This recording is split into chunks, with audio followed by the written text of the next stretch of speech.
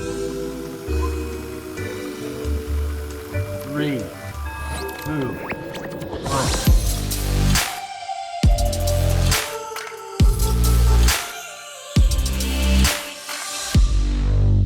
Hey everyone, welcome to the next episode of Crossing the Streams. Today we're talking about Avatar: The Last Airbender, an amazing show that I think everyone here is quite fond of in preparation for the live action series that is coming this month, February. Very, very excited. I am your host, Eric, aka Nerd Chronic. I am an advocate for online creators working for Passionfruit, who focuses on news in the content creation space. Thank you for joining us. I'm going to get into all our guests today because we have a lot today, and I'm so excited for each who has been able to join us. I'm going to start with my good co-host, good friend, Andres Ace Cabrera. You may know him from his channel, First Cut Studios. Andres, thank you for joining us. Yeah, happy to be here. I'm excited to talk about Avatar: The Last Airbender. Obviously, one of my favorite shows of all time. I'm sure a lot of you guys feel the same way. And yeah, excited to get into this conversation. As always. Going to go over to our most tenured participant here, Omni Media. This is the third time in a row. Omni, thank you for joining us. I just managed to watch all the right things, I guess. But Yeah. I didn't get to cover this at all on the channel because I had watched it from when it originally aired to completion. Yeah. But anytime I have a chance to talk about it, I will not hesitate to bring it up, refer back to it, because at the moment, and I was 15 when it came out, or no, 16. I was 16. I was in my junior year of high school when it came out, and it was just right time. You know, anime was ramping up. Toonami was the thing, and I was like, "Oh, Nickelodeon's throwing their hat in the game. Let's see what this is about. They're throwing fireballs. Let's go!" Yeah. And then it just became so much more than that. The more it went off, and when you're like waiting like year, 2 years between those books, and you're just like hyperventilating, it's difficult. Yeah. and like every time I see a new channel pick it up, and I've pretty much been tracking everybody's journey on this thing, because anytime I see a new channel reacting to it, I'm like, I have to chase this high again, because I'm never going to. Yeah. It's like, barring live action, animation, transcendent of genre, it's a top 5 show of all time for me. Easily. Absolutely 100%. love it. Yeah, that's the perspective I wanted today. Someone who wasn't in the grind of it, but you have seen what's happened in the wake of it. I'm gonna jump up to my other good friend, Kyle Katarn, representing his other channel today, Grizzled Wizard, who is going through the Legend of Korra reactions. He reacted to the show itself. Kyle, thank you for joining us. Yeah, thanks for having me. It's good to be here, everybody. Yeah, I super enjoyed watching Avatar. I feel like a relative latecomer to the fandom community because I watched it for the first time maybe only a year ago. And as Nerd Chronic just said, I'm on book 3 of Korra right now. It definitely like has an honored place in all of the animated shows I've ever watched. It's like easily in the short list, possibly like outside of animation too, just like in terms of just sheer storytelling, wonderful plot development, and the art itself is absolutely like I always kind of come at the shows that I watch from an art direction angle first and foremost, and Avatar just blew me away in that regard. I think I'm in the majority opinion when I say I'm very cautiously optimistic for the live action show coming up. Yeah. But I don't really hold any stakes in that. Even if I'm disappointed by it, I'll always have the cartoon, right? We'll always have Avatar: The Last Airbender, and it's so fantastic. Of course. Gonna jump down to one of the newcomers of the space, but I have binge watched her reaction. She is a fantastic reactor in her own right. Thank you. Angela from Funny Little Gal Reacts. Angela, thank you for joining us. Thank you for having me here. I have to agree with everybody that Avatar is easily one of the best things I've ever watched. And that isn't just animation, it's television show, period. And I'm looking forward to the live action apprehensively, just because I don't think anything could ever really compare with ATLA. But even if they capture 50% of what the animated show has, I think I will have satisfaction with that. But yeah, I'm looking forward to seeing the characters that I know and love so much come to life in their own way. Exactly. And jumping up to the man himself from Chicago, Sean Tank Top. Sean, thank you for joining us. What's going on, guys? Appreciate y'all over here. Yeah, I mean, like hanging out in the in the what was it, like the I think the Northern Water Tribe, you know what I mean, like up next to Chicago and stuff, you know. No, but having a again, great to be here. You know, obviously all of the sentiments said about this show kind of like are felt over here, but also like I think it's just as far as like it'll be very interesting to kind of parse through all of our kind of journeys with the show, and we got a bunch of different ones which I think will be really cool.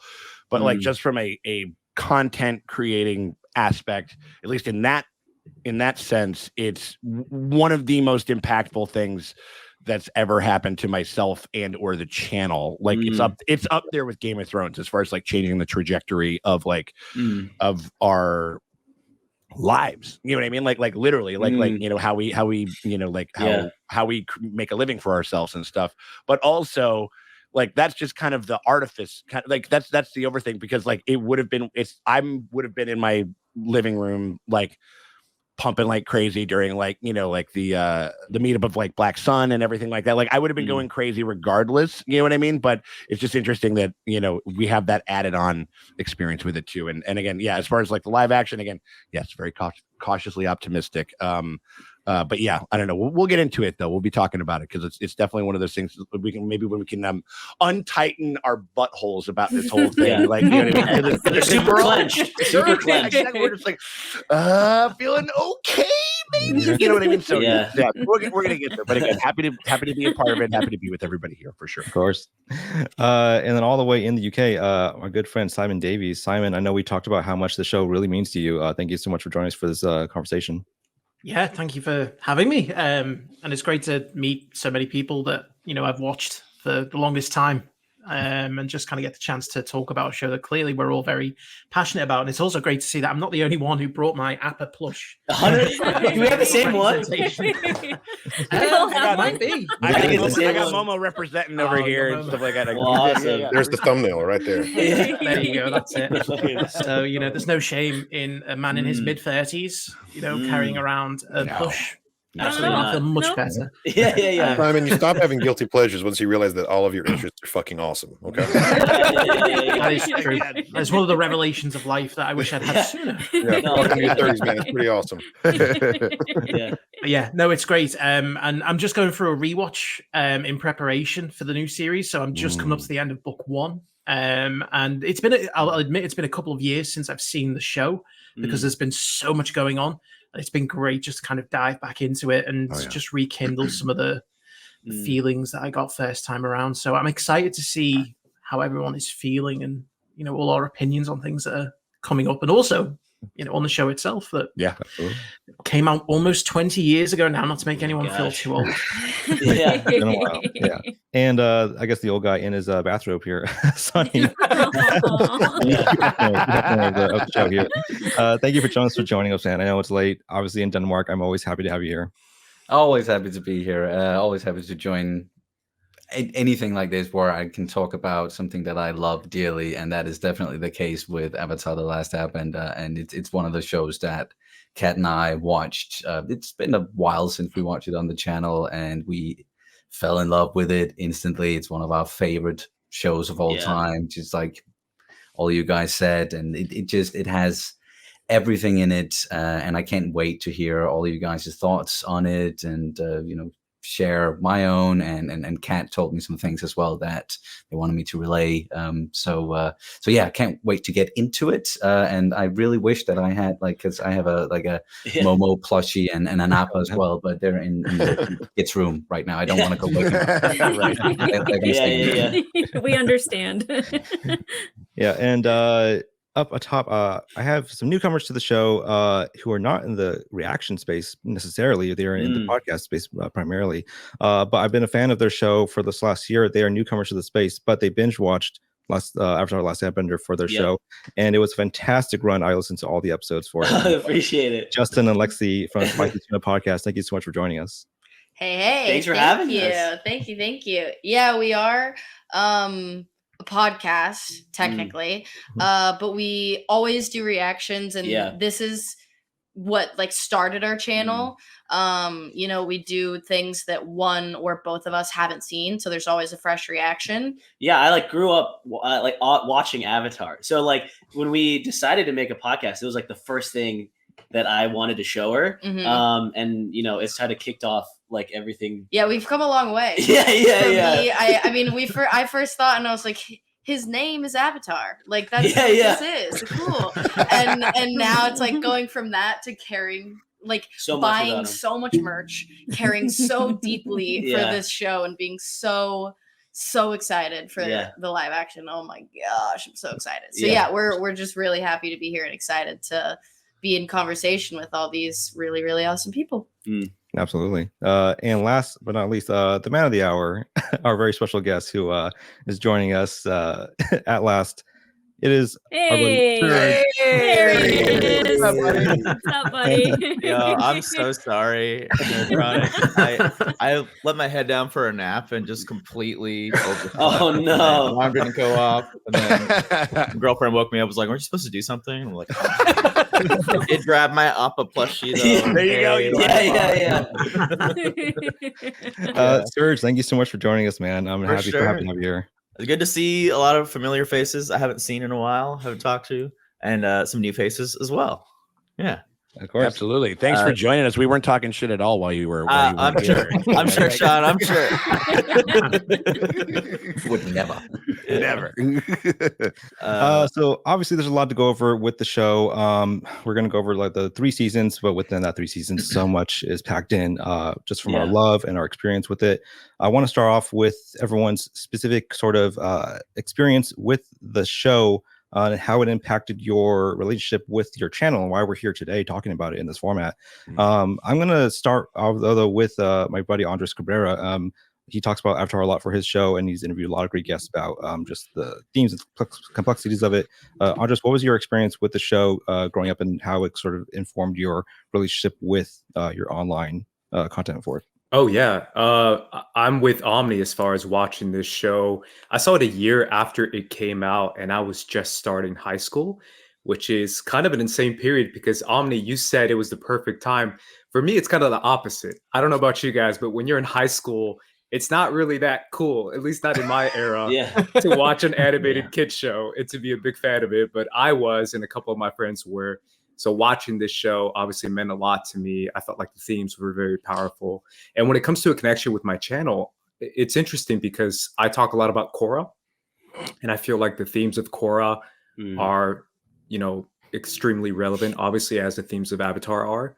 But I did a rewatch of Korra, and I did a one season, and we kind of dive into that season and talk about the themes of each season. And obviously the same thing with Avatar as well. And it's just interesting to see the evolution of the fans of the show, going from a lot of the fans who I knew growing up are obviously older, but also a lot of new fans coming in and appreciating the show through Netflix. I feel like that Netflix premiere is what kind of got a lot of people into the show when they put all the shows on Netflix.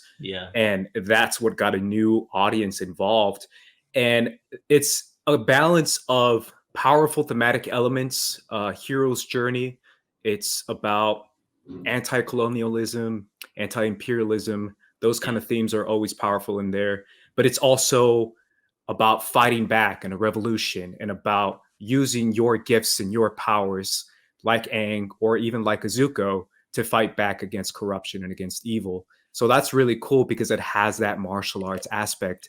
And I grew up a martial arts fan with Bruce Lee and all these martial arts movies I did as a kid. So watching the evolution of like training in martial arts and getting better in order to stop a bigger evil is always something that really got me. And that's why in my channel, I made the top 5 list, the top 5 benders. So I did a top 5 firebenders, top 5 earthbenders, top 5 waterbenders, and top 5 non-benders. because I didn't feel like there was enough Airbenders, obviously. Yeah. But I think it's the definitive list. I got a lot of people mad, but I'm. It wasn't controversial at all. Was People Aang mad on number, the was internet? Aang number one for all of them though? No. No, I'm joking. Yeah. But I have a lot of fun with the show. I feel like a lot of people do, to have those kind of balances of like enjoying the martial arts, action cinema of it all, but also appreciating the themes and how it could resonate now more than ever. Right. And going over to Serge, I know you watched Avatar sort of early on in sort of the normies career, and you mentioned on the podcast how it was such a specific moment in time for you, because it was when you guys were still really sort of climbing up in terms of your content rotation and your scheduling, stuff like that. It was like that sort of like early college dorm feeling type of era of watching things. What was your experience like watching the show for the channel at that time? Yeah, like you said, it wasn't a job yet. The normies were still kind of figuring out how we could make this a whole process and schedule and everything. So we were just watching whenever the crew could get together, and we'd watch at midnight sometimes into 1, 2 a.m. And it just felt like a true binge watch of a series with your friends at the time. So it holds a special place in my heart for that.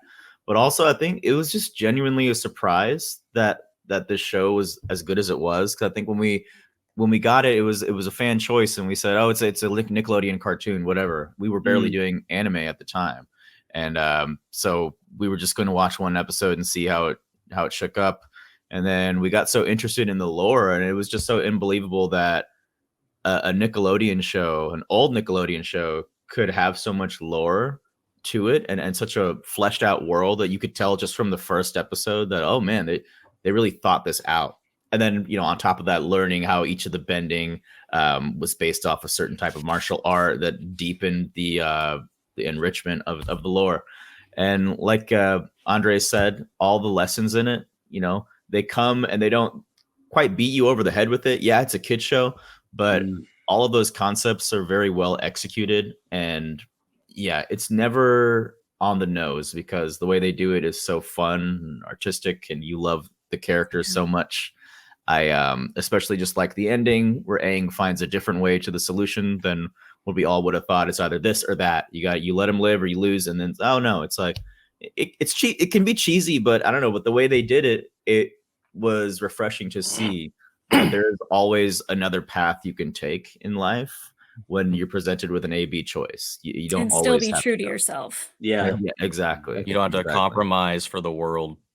Yeah. Exactly. And I think that is such a resonant message today as well, as we're like, everyone's fighting for things, fighting for their rights, and what's right in the world, and you can't lose yourself in that. Yeah, totally. Very Steve Rogers moment. Yeah. When the world tells you to move, don't. And Sean, we had mentioned too, like you mentioned briefly that the show was such an impactful time for yourself, obviously coming off of the Burlington Bar Game of Thrones run that you had for several years, right, going into recorded reactions, and this being sort of one of the breakout shows that you had. What was that like for you? Yeah, I mean, it was, because we were like our little, season 2 Zuko like kind of moment. Like I'm growing my hair out and I'm kind of a miss, because there's been this way in which I've defined myself and my own metrics for my own success, and my like our what we have to present to people as creators and stuff. And we started to dabble in some other things, but I mean, that was just like the nerd apocalypse of 2019. We're just like, it's like Game of Thrones is ending, Star Wars is ending, Marvel, like the MCU first run is like ending. And so it was all these kind of things, and only one of them kind of made it out. But the whole experience, what, you were just like, what do we do? And then COVID happened. And the world just served up a piping hot cup of go fuck yourself and your expectations and like what you think you're gonna do, you know what I mean? And so we started to get into this. We're just like, okay, well, like I guess we'll just do straight reactions and stuff like that, with just like kind of personality, with just like a couple of the creators and a couple of the regulars that we had from the bar, and so we did that. Far and away, it's the biggest blowout poll that we've ever had with Avatar. Everybody was so into it, and we're just like, you got to check it out. Started watching it, and the world is like crumbling around us. You know what I mean? And we don't know what's happening. There's an absolute there's maniacs at the helm, at least at the initial start of it and everything like that. It's very uncertain, but we found this little place of solace and like interest and enthusiasm and profound thematic material and stuff. And yeah, I mean, like we were all 35 plus like kids, and that's kind of what you were talking about, Andreas, before, is kind of and what the normies have made famous, like this is not a kid's show, like thing or whatever. It's not a kid's show, man. Yeah, no, I mean, like it's like but the whole just like that it could connect as deeply as it did, and then all of a sudden like create a wellspring of survival, because at that point I was having trouble like getting like unemployment and stuff like that, and then all of a sudden like the show comes along, and then our channel had grown like farther than I thought that we were ever possible. You know what I mean? And again, and it was a gift of that show and of our kind of interaction with it and everything. And that was, and it was just like, and like Ang was just like, there's a new way that you can do this. Like, it doesn't have to be the one thing, because I was just like, how do we recreate the bar stuff? Can you? And the thing is, we fucking can never do it. It's never going to happen in the same way that it happened at that point, because that was that time, and this is this time now. And so exactly. And so, yeah. And so it was just, in that sense, it was transformative. And then also, it's just an amazing just show and experience. And yeah. And so I think that was kind of it again, showing kind of a lightning strike, kind of creating like a new path that you could do. It was definitely something for that show specifically like altered and did for us, that it's in the book of Sean Tank Top, that's a big chapter, you know what I mean, like, and so and for everybody else here too. So I love that you relate the story of the show to kind of your own life too, because I feel like everybody I talked to with Avatar has somehow resonated with it in that first time they watched it, because I went through a similar thing, just we talked going on in my life 100%. I mean, like, and I remember like when we're going into the finale,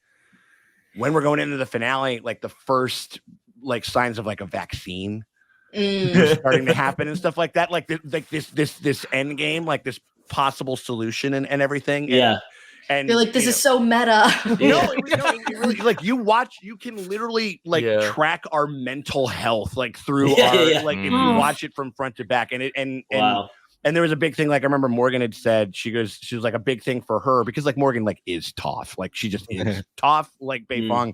But we talked about the scene with Uncle Iroh and Toph, where he talks about like accepting help and seeing yourself as somebody that can be helped, and that it's not, you have defined yourself by your own ability to literally shape the world around you and everything like that, and you are kind of, and it's okay to be powerless, and it's okay to receive that. And that was kind of what our patrons did. That's what YouTube did. That's what the show did. And so it was very like, I don't know, the stars were aligned in such a crazy way, especially at that moment in time and everything. And again, it was a macro thing, but it was a very personal thing too, of course. Yeah, as it is for everyone, particularly absolutely. Simon, you had mentioned as well that the show impacted you at such an important time in your life, and you kind of wish that you had the ability to go back and tell yourself to slow down with it, to expand the experience for yourself. What was that like for you? Yeah, it was interesting, because I watched it about a decade after it initially released, and it was one of the first series I reacted to on my channel about 6 months after I started in 2016. And it was a fan suggestion, very much like with a poll. And I thought, I'll give it a go. And at that point, I was only watching a couple of shows, binging them, putting them out on a daily basis. And I just found myself wrapped up in the whole thing. And, unfortunately, I was done within a few months. And, you just want to expand that experience as much as you can, because you enjoy it. And you're like, where's the rest of it? There's got to be more than just 3 seasons, And so But if it's I was to say perfect to that myself, way too. yeah, and you know, if I was to go back and say to myself, you know, any advice, just take your time with it. You don't have to, you know, by all means, if you want to binge watch it, okay, go for it, but just take your time with it. And I think I regret it more so now, and I'm going to bring up a negative element that I don't know how much experience people have had, because this show also almost stopped my channel, and I very much considered stopping because of the trouble I had with the company behind it. Oh yeah, that'll do it. I knew where you were going with that.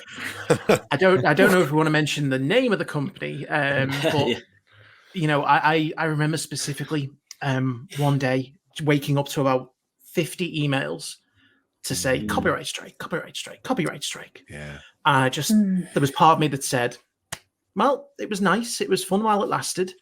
I don't fancy going through all that turmoil just to, you know, come out with a rejection email. And in the end, I persevered and I managed to re-edit things, get them uploaded, but it's in such a disjointed fashion. I go back and look at my reaction videos now, and they're so far removed from the original videos that I put up that it almost feels like it's hollow.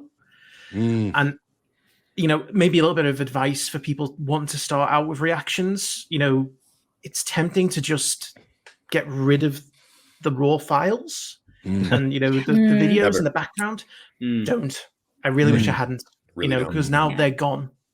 And, you know, the only evidence they existed is the shortened versions that now show up on my channel. But it had a massive impact. And, you know, even to this day, and I found this in the last couple of weeks with me rewatching it, I find myself sometimes feeling like season 1 Zuko, very angry, very wanting to lash out at the world. And then, you know, I think of, what would Iroh say to me right now? Yeah. You know? Yes. And I use that to, you know, kind of rein myself in and go, you know what, it'll pass. Just take a breath, have a cup of tea. Yeah. Everything will be fine. Jasmine tea. Yeah, some jasmine tea. Exactly. Right. But that sums up a lot of my experience. You know, it was one of the most memorable, and everyone's touched on it. You know, a kid's show, it is not. It opened the doors to me to watch other shows that I just thought were cartoons. You know, Teen Titans was another show that I mightn't have given it a chance had I not watched Avatar. Right. And so, you know, I appreciate so much the story, and just picking very specifically, one of the things I really loved about the way the story was told was the parallels of Aang and Zuko's journey as they go from, you know, the people who they are, whether it's suffering from fear and doubt or anger and pride, and they both collectively find their way through life together to the point where they become the people that they were always meant to be. And you know, the way they structured those episodes specifically to mirror the journeys was so well done, and that's what really allured me in the early part. So yeah, that's kind of my, you know, early experiences with it. Especially in season 1. Do you think that we could ever be friends? And you're just like, oh my god, so good. You know, they were seeing it from the beginning. You know, but you bring up an important element for our space, the reaction space, the content creation space, of the copyright issues that come along with trying to put the show out and your compassion for the show, which is actually how I met my good friend Kyle Katarn for his channel, for his Star Wars channel, Kyle Katarn, but also for his channel here, Grizzled Wizard, where he does fantasy sort of adjacent reactions. And Kyle, you were facing the same issue with those reactions, just getting them shot down. So I stepped in to help you out with some of that. And we managed to get through the series together, and it was a fun experience. So what was that like for you, just going through the series once we were able to get it past the blockade, as you say? Well, I mean, first and foremost, it bears acknowledging it. We owe it all to Avatar, right? If it wasn't for the reaction to this series, I never would have made this connection, and probably wouldn't be here with all this wonderful group of people today. You know, I would have continued to be an isolated, you know, an island over there. Avatar absolutely was formative to me getting a second channel off the ground. I'd already established Kyle Katarn, and it was very specifically Star Wars content. And I have a Star Wars podcast. My co-host Bendu is probably the biggest Avatar fan I've ever met. endlessly resented the fact that I didn't know what he was talking about when he was constantly. My man has Avatar. He has Airbender tattoos. All right. On Wow. his hands. There you go. Dang. He's that guy. Badass. On the forehead too. He doesn't have that. I got you. No Like, full I got you. commitment. You got assassin. Boo. But it motivated me to like, I want to watch this show so bad. He's told me so many times to react to it that I pretty much launched my second channel just to react to this show specifically. And so when my experience began to be parallel with Simon's, and I, had such a disjointed release of the episodes because there were months in between sometimes, because I had to go back to the drawing board, figure out what was happening with DMCA.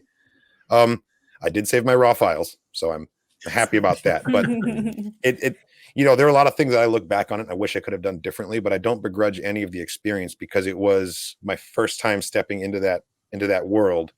And I was very much self-taught. I was editing everything myself, didn't really know what I was doing.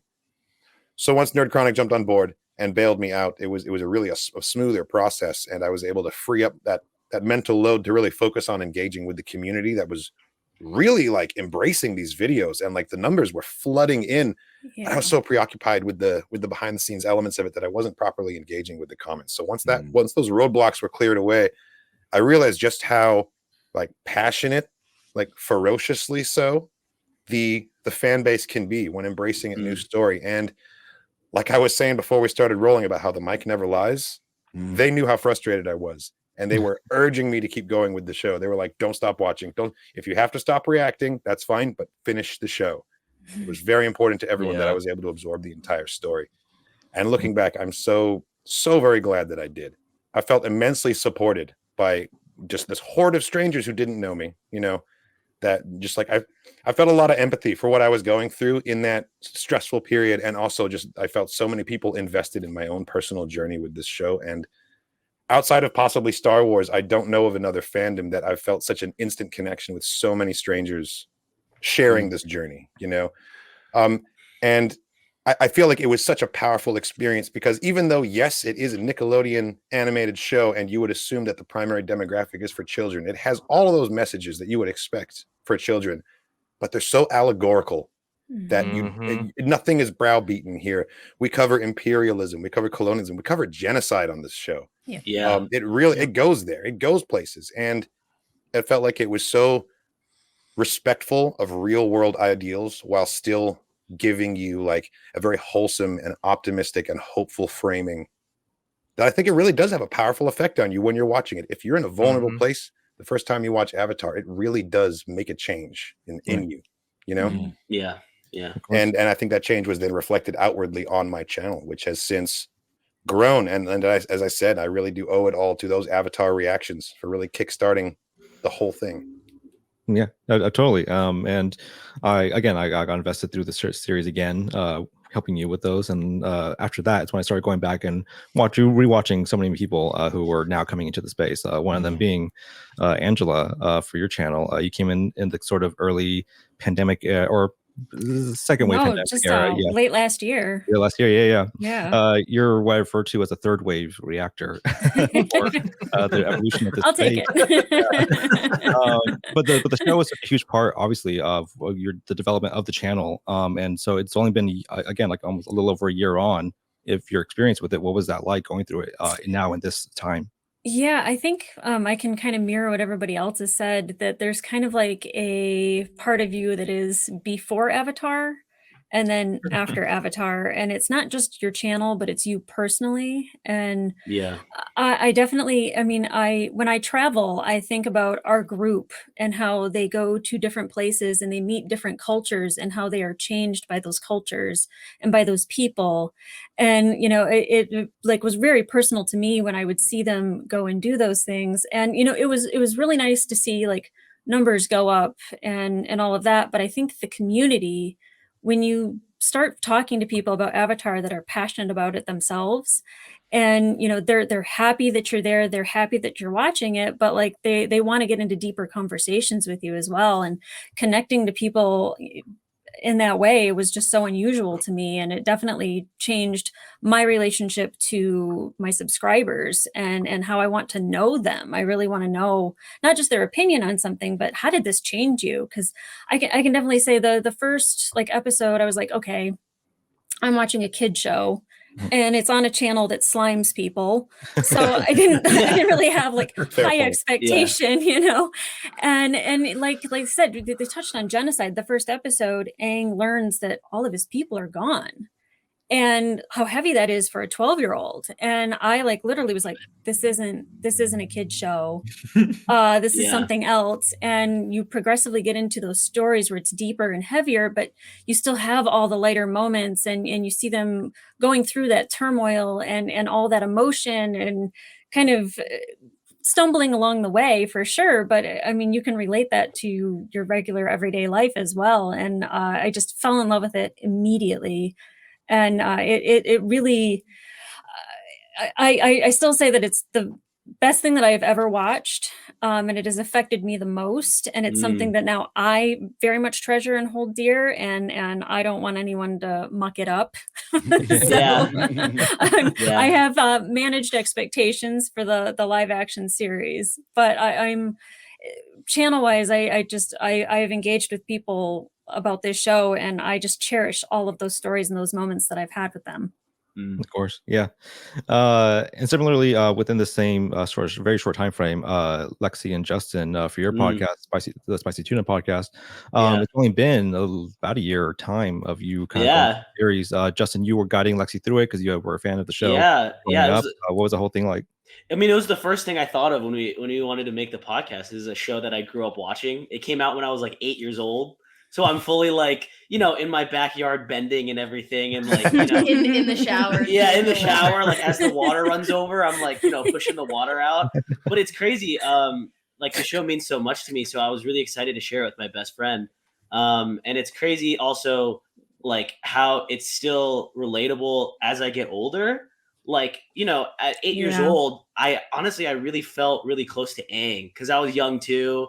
And then I kind of like really related to his journey of, you know, maturing and getting older. And during the rewatch, it was crazy. As I get older, I relate more to Zuko. Well, you got hurt. Yeah, I got hurt. So it's like on a personal level, we record our podcast too. First episode, I'm sitting. And it's then, like great. And we're like healthy and it's good. Yeah. Next episode, I completely dislocate my knee. Like completely. And like that's like the nicest way to put it. Like he fucked his leg up. Like my while watching the show? No. Trying to visualize how you do that. That's wild, man. Watch that bending in the shower. I was trying to put some, find some. It was too good of a joke just sitting right there. Yeah. But like, I appreciate you, Sean. It was, and so it cuts to me in like episode 2, and I'm fully in a knee brace.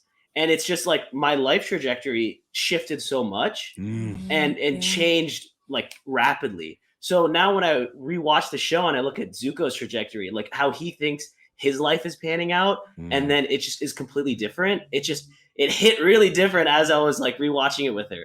So it's just crazy how the show, it's still so relatable the older I get, you know, from watching it from a kid, and now I still find so much enjoyment as an adult. So just wait till you relate to Tenzin. Whew.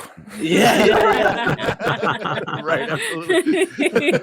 No, but you know, it's just crazy. It's like the backbone of our podcast. I mean, we do other like movies and other things, but it really changed because we originally, when we first started, we were like, we're just going to do a show and we're going to watch whatever we want. We don't care about any algorithm or anything like that. Like, it doesn't matter. And we had all these other ideas, and then we watched Avatar, and it became very clear of like, maybe we need to live, and we would prefer to live in this other space of, you know, Avatar and animated things and like Miyazaki movies. Like I was introduced to all of these different things, and we want to do Korra, and then now with the live action coming out. And I think specifically for the live action, something that I loved so much about the original show was like the musicality of it all, of the dialogue and how everything goes. So I think I'm excited to see how they do that, and I really really hope that it kind of transcends over. And I think that's probably where people might feel disappointed and they don't know why. They can't figure out what it is. And it's because like that animated part of it has that fantastic musicality that might only be able to be captured in animation. And so that is going to have to change in the live action. And I'm really excited to like get into that. And I hope that they do it well. I have really high hopes just from like the clips and everything. I think it can live on its own. But yeah, I mean, this show like completely changed my life as far as just what I'm interested in now in shows. And it really changed like my taste a little bit in shows and movies and all of that, which is in the best way possible. So yeah, this show is just awesome. Awesome. Of course, that's great to hear. That whole thing. And then Sunny, you I know it was early on for you in the channel that you were watching the show, but similar to Simon and Kyle, the copyright issues were such a huge part of that experience, unfortunately. You're recently re-uploading the series now with re-edits to try to get them back up. Nice. And what's a whole journey been like for you? As you said, it was one of the first shows that we got into after we started with Game of Thrones the last season, and then we did like Chernobyl right after, and then heavy. And then we were looking for something a little bit lighter. Kind of asked people to, there we go, genocide, and that's when we kind of asked people to give us some suggestions, and we ended up making a poll. And the Avatar: The Last Airbender, it won out, and we didn't really know much about the show going into it, and we didn't really watch a lot of animation at the time, besides Star Wars, of course, on my part. And as many of you guys have been saying here, as soon as you kind of get into Avatar, it's like, oh, this is not just a kids show, and there are so many amazing themes. The world building is just immaculate from the beginning, as Sergio also said. But to me, was always the characters that really not overshadowed everything else, but like that was the most important part. And like every big moment in the series, every big like really impactful moment, it was contingent on the characters and their journey, and it was earned. Right. And that was really the most important part here for us. Like we've always focused a lot on like characters and themes and their relationships. So absolutely loved the series, and also like the fandom, getting to talk to everyone about it, and in the comments, as some of you guys have mentioned as well, like a great community, really passionate community.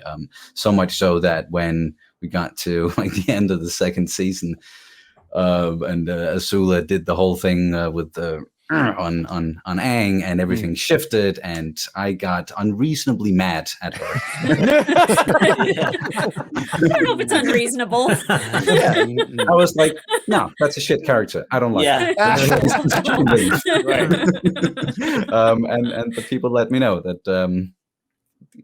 that she's a good character to keep watching. Right. Of course, like became more layered for me, and I appreciate her way more later on. They were Uncle Irohing her, like they're giving you Uncle Iroh's advice or whatever. It's like, exactly. Always listen to Iroh. But as you then also mentioned, Eric, the whole copyright issue of it all, and some of you guys have been talking about like how big of an impact this show had on your channel. And back then when we started, like, yes, it certainly had an impact, but because I was not really as, with the editing and everything, there was a lot of, it was a steep learning curve.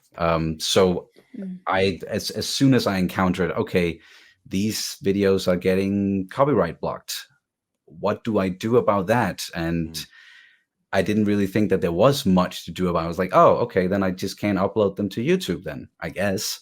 So instead of doing them on YouTube, I ended up doing there's a link in the description, follow it, and go to reused Vimeo. Tried that and once. You can watch it over there. And that is, unfortunately, like, that whole decision is kind of the source of one of my biggest regrets when it comes to the channel, because looking back, it definitely did not have a big of an impact as it could have for us, both with views and everything else.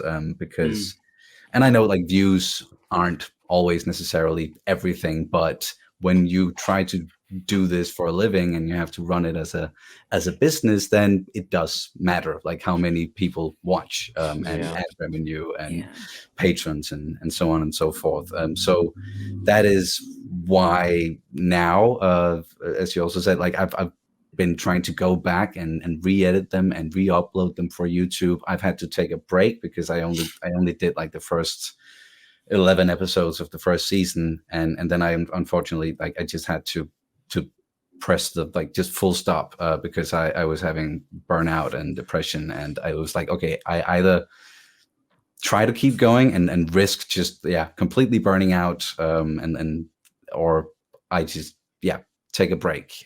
So I had to do that, but I'm gonna start the re-upload and re-edit, like, process very soon again, and now the timing is actually pretty perfect because of the live action series. Absolutely. So hopefully those are gonna do better than the previous ones.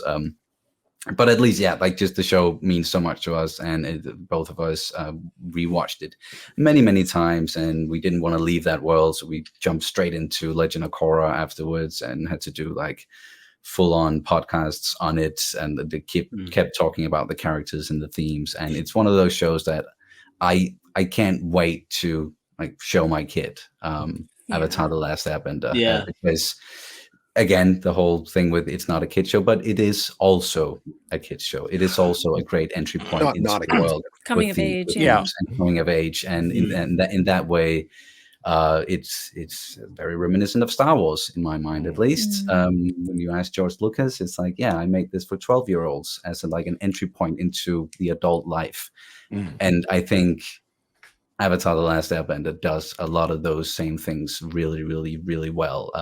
Even genocide in the third episode. I mean, I think you find all of Joseph Campbell's stuff in Avatar, just like Star Wars. Right. Exactly. It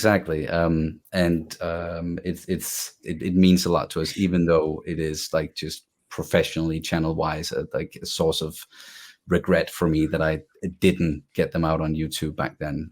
But what are you going to do? It's part of the struggle. I think everyone can empathize here, so don't worry. And Omni, I want to save you for last because, like you said, you didn't react to it on the channel because you had watched the series before in your own time, and then you got into your channel and your experience with that. What has your perspective been, I guess, with the show and the fandom as it's existed with all these reactions and it perpetuating itself online, decades after it ended? I think it just goes to show just how well written and timeless the show is. Taking it out of something contemporary, taking it out of our world automatically gives it this, like, longevity by not cementing it in any one place or time. So, like, with these themes that are vague enough that they can be brought to, kind of like with Star Wars, it has these ideas that can be perceived one way or the other, but that's because these things that we're looking at are still always happening. These are still the life that we see when we walk out the door. This is still the stuff we see on the news. Like, it's just a new coat of paint, a new name on the label. And it's just like the show, like you said, like, it is for everybody. It is a kid's show as well. It uses that as this kind of lubricant to kind of disarm you for when it hits you with the hard stuff. Like, a lot of really good kids television will do that. It was like, ha ha, ho ho, here's the jokes and stuff, and then it's just like, wham, you just got hit in the gut with some heavy stuff, and it helps kids process. I feel like some shows, or at least they give them an idea of what to expect, like, when life does come knocking. Like, some shows kind of have, and respectfully so, you need to, with some things, depending on the age range and whatnot, kind of have the gloves on. You don't need to be hidden like 5-year-olds with, like, genocide or anything like that. They won't wrap their heads around it. But, like, it uses a lot of these ways to dive into these very universal themes in a very kind of soft way, but in a real way. And it also has so many different types of people, especially, you know, in the US and stuff like that. It opened the door to viewing, I think, for like the general populace, for this like these other ideas and concepts. It was very, very Eastern, while not being like diving into any specific like point of view, religion, mythos, or whatever too heavily. It drew inspiration from all of that and showed it such love that it, while not being like representation, I thought it opened the way to kind of take the important parts of that spirituality and give it to a country that really didn't have a lot of that, you know. And it's just, there's a whole other way to look at the world, and it never, you know, aside from, you know, Ozai, you know, there's not like the show's not going in being like all these people are bad, you know. It tackles that xenophobia, you know. They challenge this idea of the other. They challenge this idea of, well, that's the enemy, they attacked us, right? So they're bad. No, there's good people in there. Like, they're just because the Fire Nation has a dickhead at the top doesn't mean everybody's a dickhead. Right. And it just really, like, it's beautiful. Like, you can just like, you this will be important as long as humanity exists. Like, in a lot of ways it is, and I won't go into spoilers, obviously, because we talked about this before we started recording a little bit. It's very much so like a I don't want to say kiddie, but like it tackles a lot of the very same themes as Attack on Titan.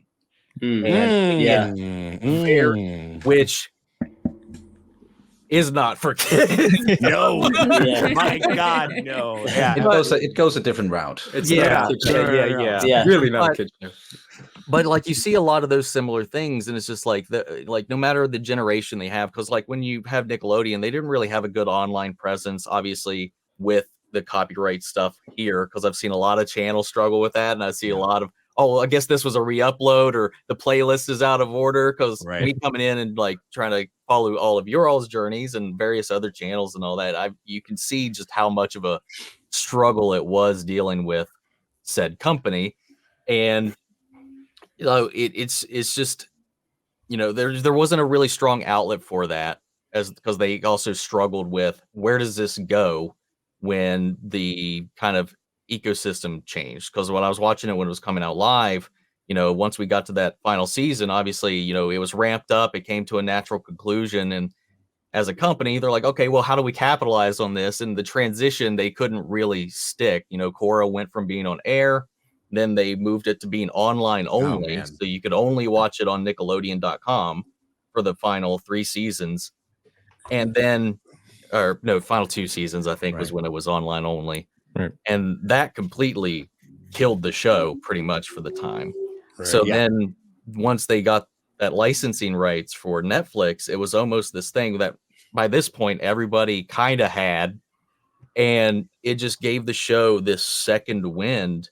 And that revitalization, because it's, I'm sure, something people have just heard in the zeitgeist all these years, but maybe didn't have a way to check it out. Not everybody's just going to go out and drop all that money on getting the DVDs or the Blu-rays or anything like that. But then it's now in your house, and you see all these people coming into it, and there's this new wave. And then, like, I'm seeing this, like, who just found the reaction sphere around that time, because then that's kind of when I started building my channel. But I'm like, dang it, I missed out. I can't watch this again. Well, also, I mean, like, it went number 1. Like, you know, a 15-year-old show went number 1. Like, that's crazy. Number 1 you know for what I mean? months. Yes, absolutely. And you see entire channels that were birthed and are still thriving, all because they started with Avatar. And it just shows how strong that show's legacy is for people who just came into it without anything. It's not coming in because they watched it before, they had nostalgia for it. They came in and they saw what everybody else saw the first time around, and the audience just quadrupled. It's just, it's a wild experience, like, from the kind of outside perspective for me. It's so wild. Well, you're like one of you guys, like a couple of you guys are like the gold star, like ATLA fans, where and you're like the old avatars, like I was there. Yeah. You know, like Steve Magic to me. I was there when it was written. All of you. You know what I mean? Like, whatever. That's Yeah. Yeah, we're the Roku. You know what I mean? Yoshi. 100%. Yeah. And I wasn't there. I had a 9 to 5 at the time.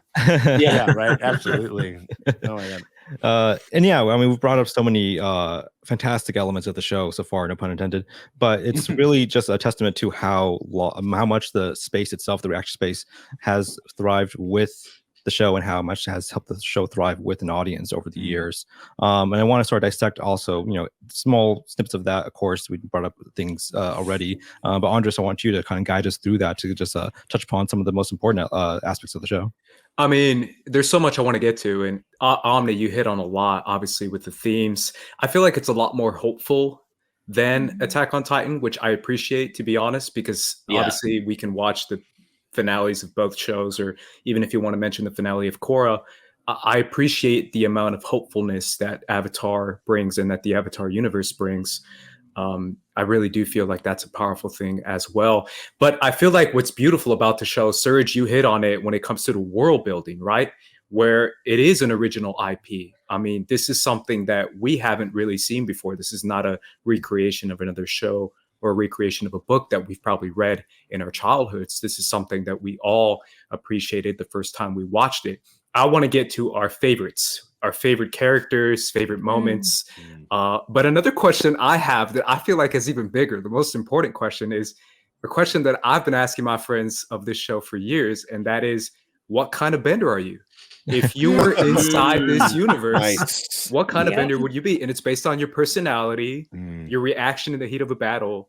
Like, I want to know, what kind of bender are you? And then if you can give me a favorite moment in the show, Serge, that you really appreciate, and that's always resonated with you.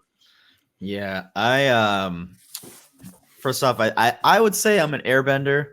Other people would say I'm a firebender. So Same. I don't know what that means, but there's so many great moments in the show. Like I said, we all said a lot of personal things happened when I watched this. So I had lost my family dog at the time when we were watching this, and it was like right around the whole Appa's Lost days. No. No, fucking rough. That's rough. Yeah, that's rough, buddy. And I always appreciated how the show treated animals. Yes. The animals. That's like a little understated message in the show about how we should be kind to them. And yeah, when Aang got reunited with Appa again, first of all, the whole Jet brainwashing bossing say stuff is crazy. But it was really unclear. Yeah, Right. Nice. I think Aang being reunited with Appa just spoke volumes. Is like I don't know, treating an animal character on the show like an actual character too. It just it's one of the, I know it's like an easy emotional moment, but it just hit really hard with me. So I do always remember that moment. And he's flying out of the sun and everything like that. Like I'll never forget, like just like how I bellowed, like when it happened. That's so good. Yeah, I get it. He's hugging him and like tears coming down his eyes. Absolutely. It was so good. Who knew an animal could be such a source of angst? Yeah. Because it felt like it happened for so long. He was missing for so long. For such a long time. Okay, it's a kid show. They're gonna get him in like an episode or two. You know, like you always expect it to wrap up. Quickly. It was like most of the season, right? Yeah, it was like 6 or 7 episodes. Right. Yeah. Absolutely. Yeah, Sean, I want to jump to you as far as obviously what kind of bender are you, but also what's a theme or a moment in the show that you really appreciate?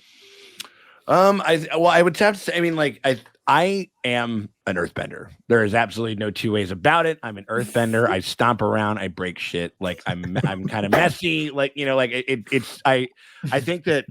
I think everybody and like Iro teaches us and stuff like that, we all have to study the different ways of bending in order to become like a fuller, better version of ourselves and stuff like that. So I think we all have elements of everything, or it's like whenever you get into science and stuff like that, people are always, it's like, oh, you're kind of like this. Oh, that's very Capricorn of you, like, or whatever. You know what I mean? Like, but I'm an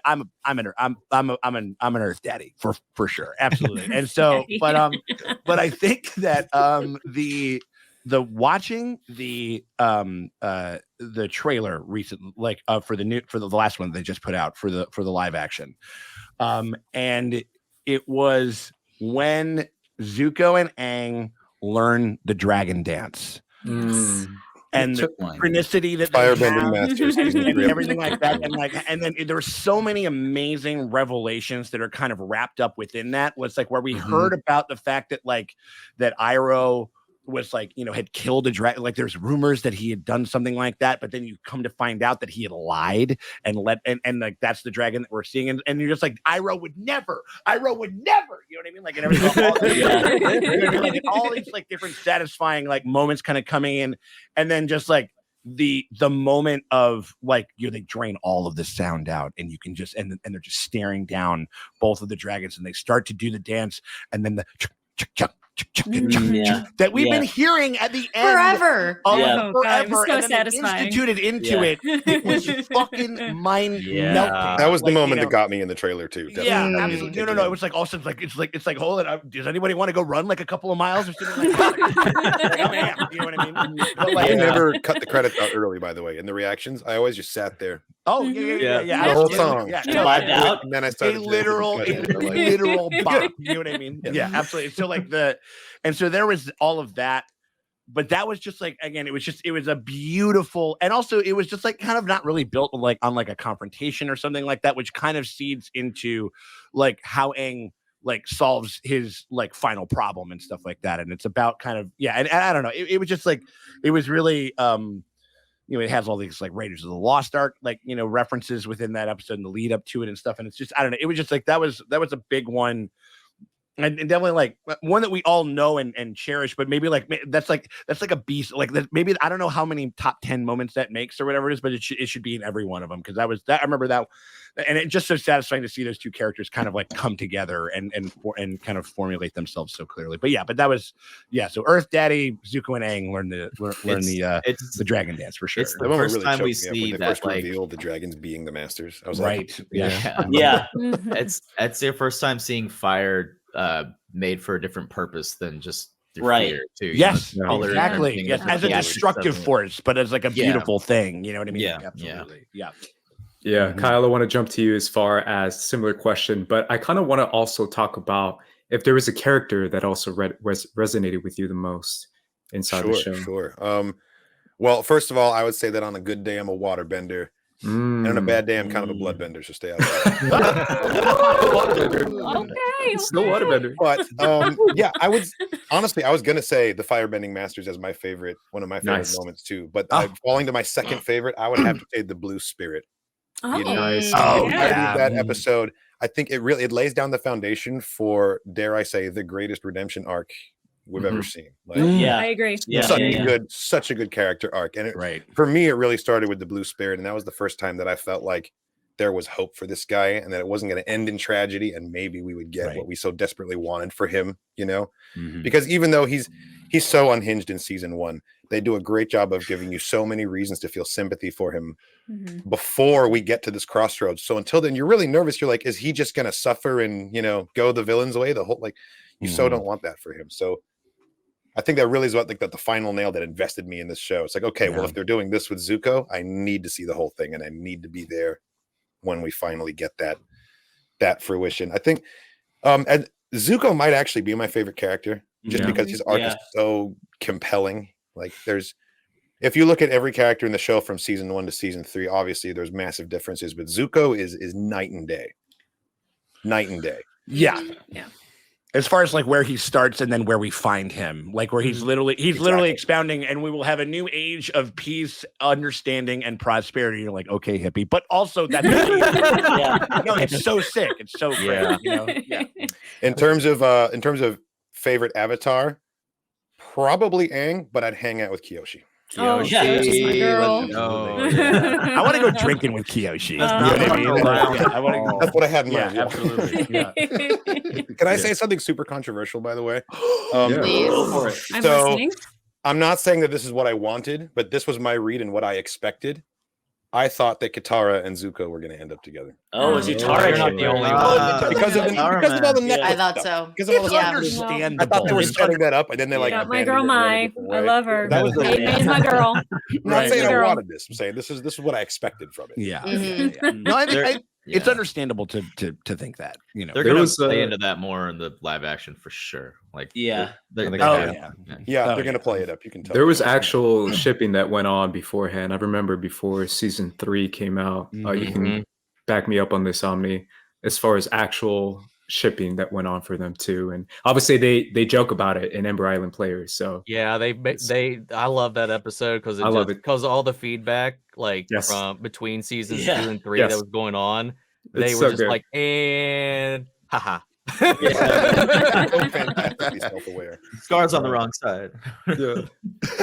Let's skip the Great Divide. Like, Yeah. Yeah. hypest episode in the entire show. I was gonna say that's a real litmus test episode for what your relationship is with the show, because I don't mind the Great Divide. I don't either. Neither do I I. like how much world building it actually provides for the show. Right. It's one of those things where I'm just like, oh wait, this is the bottom. What the fuck are you talking about? Yeah, yeah. If this Yeah. is the worst that the show has to offer, then like we're gonna be in like flint. Like yeah, so yeah. Like at the end of the day, it's worst Contemporary episode is audiences okay. really are in kind of too much of a rush, and I do blame a lot of that on the binge model. Mhm. Mm. You know, when Yeah. a show is an episodic format like this, there's no such thing as a filler episode, because the point is the journey and It the things is. we learn along the Yeah. way. It's not necessarily like it has to be like main story. Right. And this Yeah. I would say it's a contemporary audience issue where we have this demand that the plot must constantly move forward. Mm, And if you want to have an interlude, you have to justify it. right. It's like, well, that's the Yeah, it's the used to be biggest. that was fine, and uphill- there was nothing wrong with it. But I feel like Hmm. the Great Divide is one of those that gets undue criticism because it doesn't match the contemporary model of rolling out shows. Mm. Nothing Mm. wrong with it if you look at it objectively Yeah. through the lens. Sometimes of you just need a yeah. little bit. Need a little extra flavor. It's like I don't need that extra miso in my ramen, but like I'm gonna have it. You know what I mean? Right. Like, better for it, you know, like, yeah. It makes the journey feel more complete. That's the biggest uphill battle that Netflix shows. It sweetens the pain. Yeah. Yeah. I was gonna say it's just one of those situations, like you said, like the journey is the story. Like just Right. because they're heading to Omashu or just because they're heading to Kyoshi Island doesn't mean they just teleport there. Right. You know, you can walk across a whole other thing on the way. You know, random encounters, like you bump into people It's a on the journey. street. Like there's other towns between A and B, and you know, would you rather see the weird stories they encountered, or would you rather be like, oh, you remember that one time we didn't show you? Haha, great. No, and Game of nothing? Thrones season 8. I hate I didn't want to say anything, but that's the word. Right. Yeah. hopping Especially when they across make fast it sound traveling. really cool. It's like, Westeros. show us.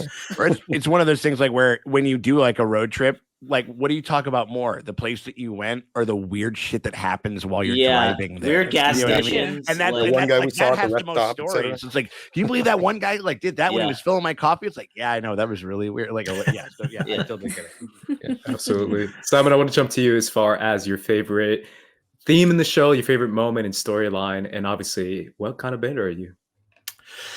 I'd like to be an airbender. I'd like to be really light and fun and be able to fly. But Yeah. I feel like most of the time I'm an earthbender because I'm quite stoic and grounded. So you know, there's always that duality, I think, to me as to what I'd like to be and what I am. In terms of like favorite moments, my favorite moment when I was watching the show, or at least one of them, was the storm.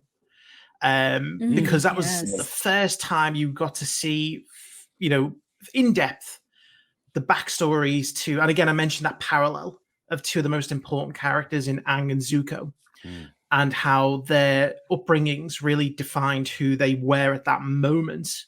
And they start to, and as Kyle mentioned, you know, in the next episode, in, you know, the way that we get the first signs of Zuko's kind of turnabout. I think as well it bleeds into the storm, where, you know, again you start to see why has he been you know, banished? Why does Aang have all of this, you know, anxiety over, you know, clearly saving the world is a big deal, but you know, it's the first time he really sits down and says, everything I knew is gone, and he has that moment of, and it's all my fault. And you know, I think humanity, you know, most of us have this horrible way of blaming ourselves for things that just we don't have any control over. Survivor's guilt. And yeah, and that's just a great way of saying, look, the things that have happened, you're not always responsible for. What matters is how you move forward, how you deal with that. You can't change the past. Since I've watched it and since I've learned a few more things, and, you know, obviously at the time it was a heartbreaking thing, but the tales of Ba Sing Se and Iroh's, you know, leaves from the vine moment and everything that I've learned from that, you know, obviously it's a tribute to Mako, who, you know, that was his last work, you know, someone who'd just been diagnosed with cancer, didn't have long left to live, and still managed to give such a emotional, heartbreaking performance. And, you know, learning that the picture of his son was Mako in his early years, you know, it was just such a touching kind of thing to see. And so I appreciate that moment as much as I found it very emotional at the time. I appreciate that so much more since learning those things. So that was like, yeah, looking back, that's one of my favorite moments. So, and I'm a big Iroh guy. Yeah, he was modeled after the young. That's really touching. Yeah, yeah. So, I didn't know that. Yeah, and again, Iroh is just like, you talk about parallels. He is the antithesis of Ozai. He's like, Ozai is the worst of the Fire Nation. Iroh is the best of the Fire Nation. Yeah, and I just love how you can see they both influence Zuko again, and it's just so well layered. Mr. Miyagi and John Kreese. Absolutely. Does that make Azula Terry Silver somehow? Azula was doing that much blow at 14. Thank you, Sean. That's how you get the lightning, don't you know? Yes. Indeed. All right, there you go. I want to piggyback off of that real quick, talking about the parallels between Ozai and Iroh. Iroh, you know, we get to see in some of those moments where, you know, he wasn't like he was when we meet him always. Yeah. You know, but unlike Ozai, he was able to change. He was able to see what was wrong with what they were doing, and he had his we skipped his redemption arc. You know, we meet the redeemed Iroh, the one that has lived his life, made mistakes, and traveled the world, while his brother just sat in the Fire Nation and stewed and just like never exposed himself to anything else. And you kind of get to see just those different parallels between those two and just how that contrasts them as well. It's just so good. It is, yeah. Everything will end with so good. I want to jump to you, Lexi and Justin, as far as a moment that really stood out to you in the show and how you guys would define yourselves as benders. Yeah, go for it. I think I'm a waterbender. I think I am. I have a knack for the flare, but not quite fire-y like that. But I loved all of the waterbending, the idea of, you know, the healing aspect of it all. I just love all of that. And I think probably one moment that always sticks out to me is when Zuko finds out that he was an Avatar's grandson, or is an Avatar's grandson. Oh, right. And it's that like, it was so special to me because it was that like that dawning and that realization of you're so much more than you ever like thought you were capable of or what you were. And it's that like crossing the threshold, like stepping into all that you have, and knowing that there is so much good in you, even if you feel like shit. And that was, I mean, something that really like hit home with me this last year, really, when we were watching it. It was just that like coming into adulthood, stepping into all that's meant for you. And it was one of those moments also in the show where, you know, we've said it, like, this is not a kid's show and whatever, but I was like, this is so adult, this is so mature, and also just the storytelling of all of that, like the lore building up to that was just like insane. I mean, I was still this entire time, the whole first season, I thought it was based off of a book. So then when it like when I realized that it wasn't, I was even more just like, what? How the fuck did they do all? I don't know. It was just like, it blew my mind. But that is one moment that always sticks out to me. I would say I'm an earthbender, similar to you, Sean. I've had a lot of downstairs neighbors tell me that I stomp really loud. I lived with this guy. You're planting your base. You know what I I mean? mean? I'm a pacer, and I've definitely like discovered a note on my door telling me to stop. So I definitely think I'm an earthbender. I think one of my favorite moments is definitely the Zuko being sick episode. I just really enjoy.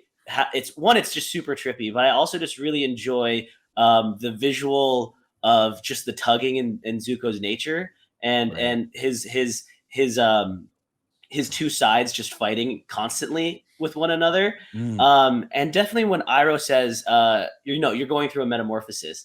I don't know. I feel like that hit really home. I mean, back to my knee stuff, but like as I was doing physical therapy, I don't know, that just kept ringing in my head that you're going through a metamorphosis, and after this you'll be the beautiful person you're meant to be the whole time. So I think that moment in particular just really hits home now and is probably one of my favorites.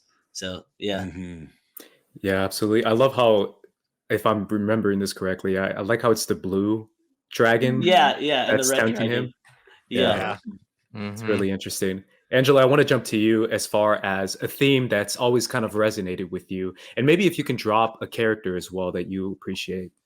Oh, yeah, definitely. I would say the Day of Black Sun, when Zuko redirects the lightning. Yes. Great. Everything leading up to that moment, there was such a catharsis when it happened. Yeah. I think I let out just like the most guttural yell. I was so excited about it, but like just all the pain that he had gone through, and his father essentially wanting him dead, casting him out, he's willing to kill his son for power. And then trying to gain back his honor in a way that like he thought would make him honorable to his father, not really to himself. And in that moment, taking control of his own destiny. And I think that it was, like I said, so cathartic. And there was like such a relief that like he made this choice, he made it for himself, and he said it to the person that, was the person that was pushing him in the wrong direction the entire time. So for me, it's definitely that Zuko moment. He's my favorite character. There you go. Favorite story arc. Just everything. Zuko from the very beginning, I was like, this is a hurt kid. This is not normal for a kid to be this angry at that age. And the more they showed of his journey and why he felt that way, the more I just knew he was a broken boy, and he just really needed to like discover who he was, not who he was expected to be or who he thought he was supposed to be, but to just be who he truly was. So for me, that moment was just the one that just, I feel like a swell of pride when I think about it. Because my boy did it, He grew up. Yeah. I mean, when you described the moment, I kind of got a chill all over again. Yeah. Absolutely. Whoa, that was powerful. I don't want to skip over you, Angela, before I get your bending type. Okay. So I would love to be an airbender and be light and carefree and happy and all those things, but I really think I'm a firebender at heart. Yeah. I got that fire in my tummy that just, my temper, it shows. I could be a little Azula-ish in nature. So okay. There we go. I swear, everyone I meet does not want to be a firebender, and I'm over here like, I'm a proud firebender. I love that though. That's great. Yeah, absolutely. Yeah, I'm personally a proud firebender. Every time that quiz comes up and I take the quiz, it's like, you're a firebender. I'm like, I know. I know. Yeah, absolutely. I'm like be a firebender. Be a firebender, except for when it comes to cutting bangs. You know what I mean? Can I change my answer to exploding forehead? She did that. As soon as she did that, I was like, "Oh, girl ain't right." Oh yeah.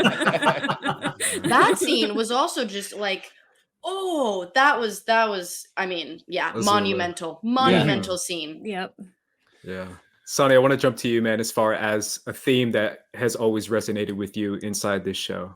And obviously, what kind of bender are you? Yeah. Let me just start with, bender. Because it's a question I've asked myself many times is, okay, am I more of an airbender, earthbender, firebender, waterbender? And it's like, I can't just put myself in one box. I feel like it's you're the Avatar. You're a number. Yeah. You're like all four. Sonny, you are the Avatar. Oh, that's too much. That's too much. I'm gonna end up running away if you. We were supposed to tell you when you were 16. Way too late. All right, but yeah, I consider myself maybe like an earthbender masquerading as an airbender, but deep inside, I'm a firebender. Okay. Oh, interesting. If I'm kind of like trying to I feel that. Yeah, and when it comes to themes, like there are so many amazing themes throughout, and again coming through the characters in particular, and one that I don't know why, but I've been thinking about lately, and that probably also relates to my own life, is the whole thing with like, yeah, let me use like a moment in the series as an example, like in the desert, when Aang, he loses Appa, and he has been using his powers, using everything that he has learned, and like it's the Avatar state to do good and try to protect the ones that he care about. But here in this moment, when he comes face to face with the people who's like taking something that is truly, truly dear to him, he lashes out and he wants to wipe them out. All of them, to quote Sidious.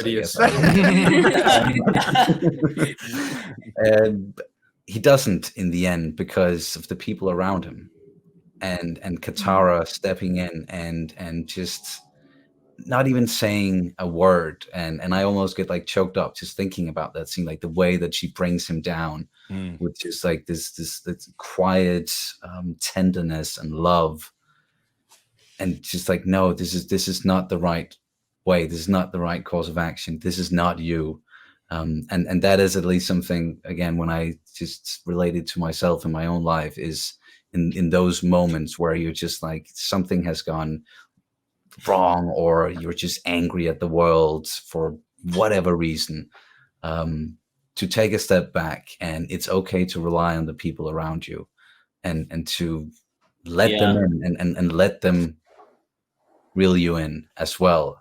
So I think that that's a very important theme, that you cannot go through this life alone. Appreciate the people around you, and it's okay to depend on them, definitely, and going through a journey that, like what Aang went through as the Avatar, he couldn't have done that alone, couldn't have done that without Katara and Sokka and Momo and Appa, and later on Zuko, and like everyone in the series. So I find that, Cabbage guy, integral part. Goddamn-lutely. Yeah. Everyone. But at least, that's a theme that resonates deeply with me personally. That's good. Ami, I want to jump to you as far as a favorite character in the show and a favorite moment. No Bender? How dare you? It's a given. No, like, we're like Koi. We stole your face, man. He's been thinking about it the whole time. Right. No, I tease. But no, I'll start with the Bender thing just because I brought that up.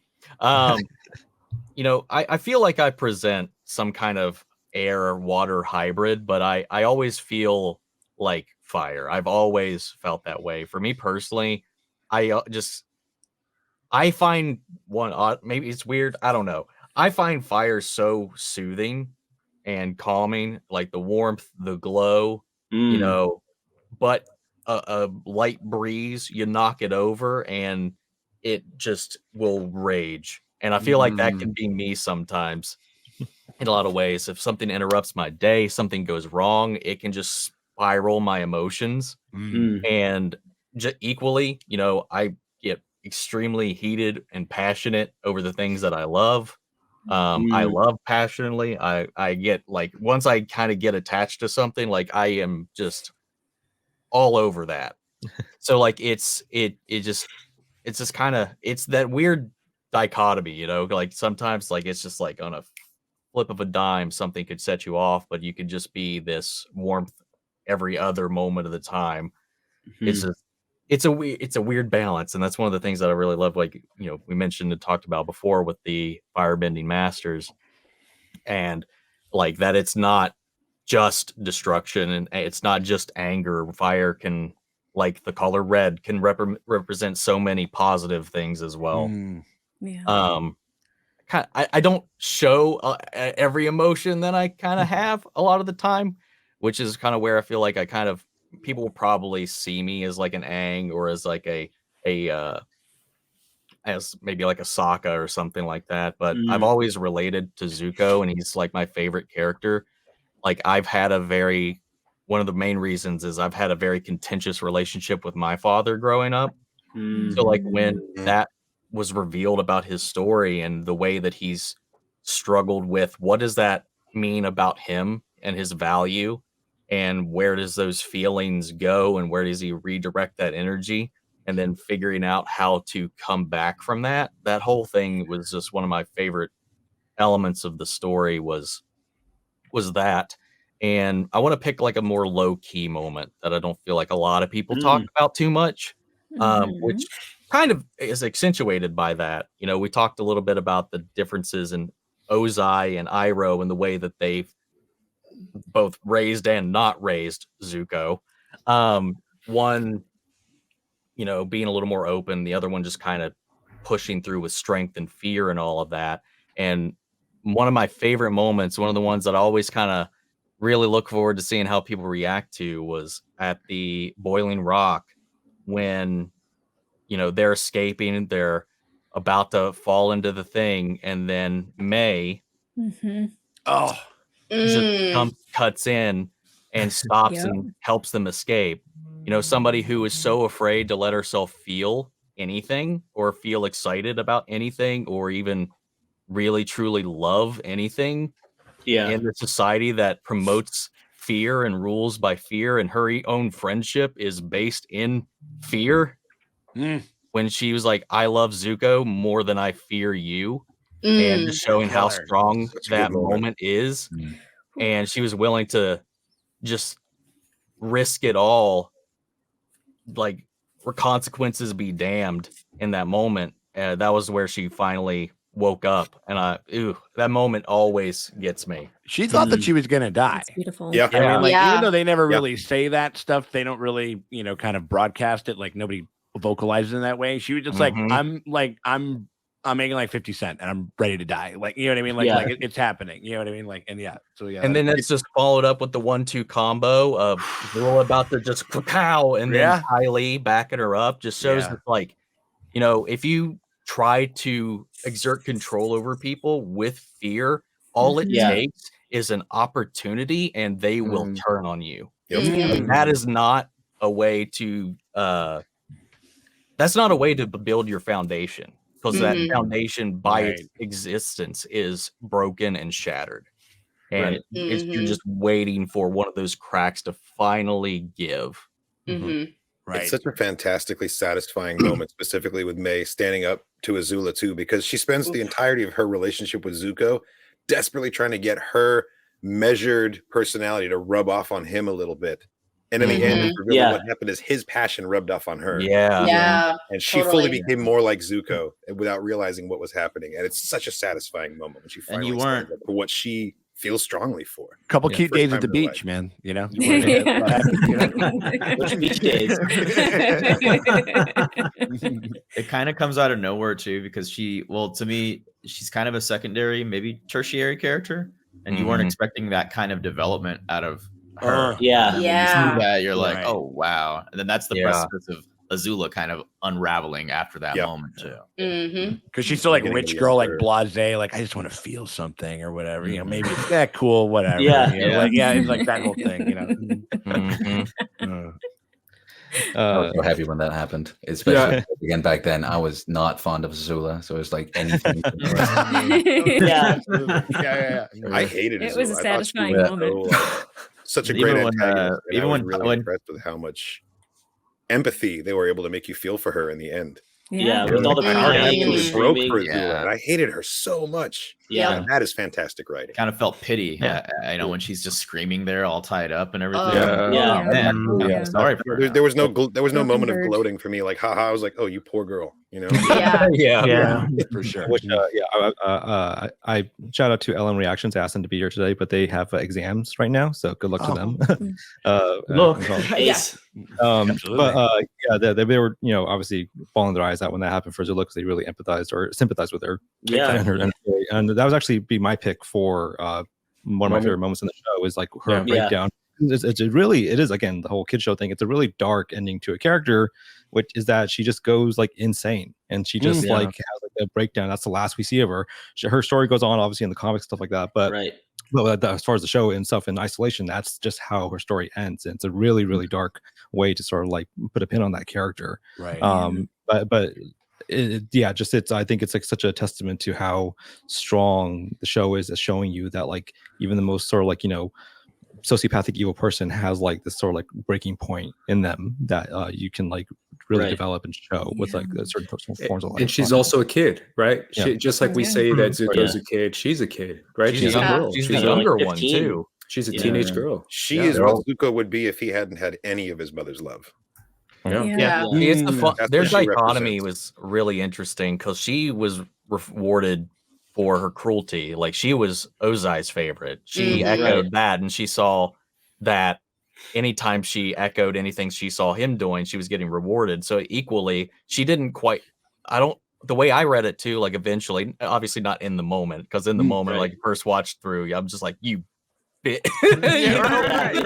totally. But like when you finally kind of like rewatch it and stuff like that, and you see like these things, like she on the beach, she says, she pretends like she didn't want affection from her mother, but I feel like she didn't understand why her mother looked at her the way she did. Like when that reflection in the mirror when she has her breakdown was just like that little part of her that she held hope onto, that maybe her mother didn't feel these things about her that everybody else kind of seems to see, but she just was never allowed to feel any of those things. Like she was rewarded, she was propped up, she was celebrated for being like Ozai, so like that's what she learned were the positive traits of being a firebender. While Zuko wasn't as good as her, he didn't get that praise, so he leaned more on the mother. So he felt more of that love and leaned a little more towards the Irohisms of all of it in the end. And it's just it's tragic reality. Like she wasn't, I wouldn't ever say she was born evil or anything like that. She was a product of circumstance and the way she was raised. She's also, I also want to kind of push back on that because I feel like she was also groomed to be the successor. Big time. I always feel like I think he it. always had Azula in mind as like, she's the better firebender. I have to constantly train her. I think the first time we see Azula is her training with her lightning bending, and then that little piece of hair falls in her eye, and then she has to do it again. That's the kind of environment she was raised in, where she's trained constantly, which is why she's so much better than everyone else is. And we see that obviously in the Day of Black Sun, when she can outrun and outschool everyone, even without her firebending, because of her constant training. But it was also because that's borderline abuse, the way she was trained. So it really makes you kind of feel for Azula, and also kind of realize like she was born to be this soldier. She was like groomed to be. It's a different kind of warrior. The way she was like groomed that whole life really runs parallel with Iroh giving instruction to Zuko too. He's really setting him up to be a better ruler someday than his own father, and they are both receiving instruction at opposite ends of the spectrum the whole time that we know them. There's a little bit of like a sibling rivalry between them too. She's seeing Zuko getting punished for not living up to the standards of their father, and so she's got even more drive now to prove herself. And it's like, oh, I'm the better child. You know what I mean? So there's a little bit of that psychology of how you're raising two siblings together too. Well, if you go back to before Ozai took the throne, when their grandfather they were putting on the demonstration, like it does. She was. I do feel like at that point, just naturally way more talented. I mean, she was a prodigy from what they said, and the way that she gravitated towards firebending, and she was younger than Zuko. And we saw that demonstration, and she was like, she put off her forms and all that kind of stuff, and then Zuko went up, and it was just like, and it was a little nothing. Like, it just like, that's another one of those things where, like, I think that's one of where Ozai automatically, just by the nature of seeing his kids grow up, I think he was like, that's the one that I'm going to have to worry about and kind of keep my eye on. And you can kind of see it too. Like when we finally see when Zuko gets his scar, like that, I remember right. I'm pretty sure that's the first time we actually see her before we ever actually know her name. Yeah. She's smiling. Yeah, when he gets burned and beside Iroh, just this crazy chick just going, yeah. Iroh can't look, and she's like, give me more. Yeah. I'm so curious how that'll develop in the live action show, because she's going to be there for season 1. How that's going to work. Which is what I want to get into for the final segment of this, is like our expectations and hopes for what the show's going to be. To preface that, I think we've all kind of been following the news of like the show and like some of the changes that we made from it, from the sort of fake and ambiguous press releases that they've spoken about it. And like the thing is, like, the show has such goodwill built into it. I think everyone here is going to go into it and give it a fair shake and like see like how they do with this. And I think, as Angela said, if it has like 50% of what the cartoon had, like, it might be a success in its own right. But there's obviously things that they'll have to adapt and change, because it's not the elongated sort of format that we are used to. So I want to see how it pans out.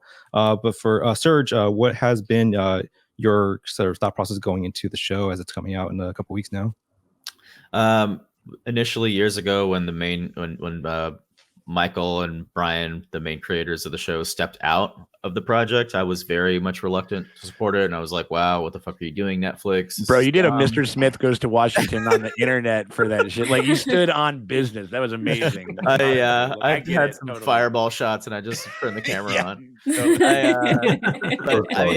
I feel like my opinion has been changed a bit, because as I saw the casting news come out and the respect given to the different ethnicities, and the care was definitely there without question. And these kids are built different. They're very good at what they do with the fighting scenes. Like the guy who plays Zuko, it's a video of him as a kid just doing all these flips and crazy shit. So I have no doubt that like the action will be great.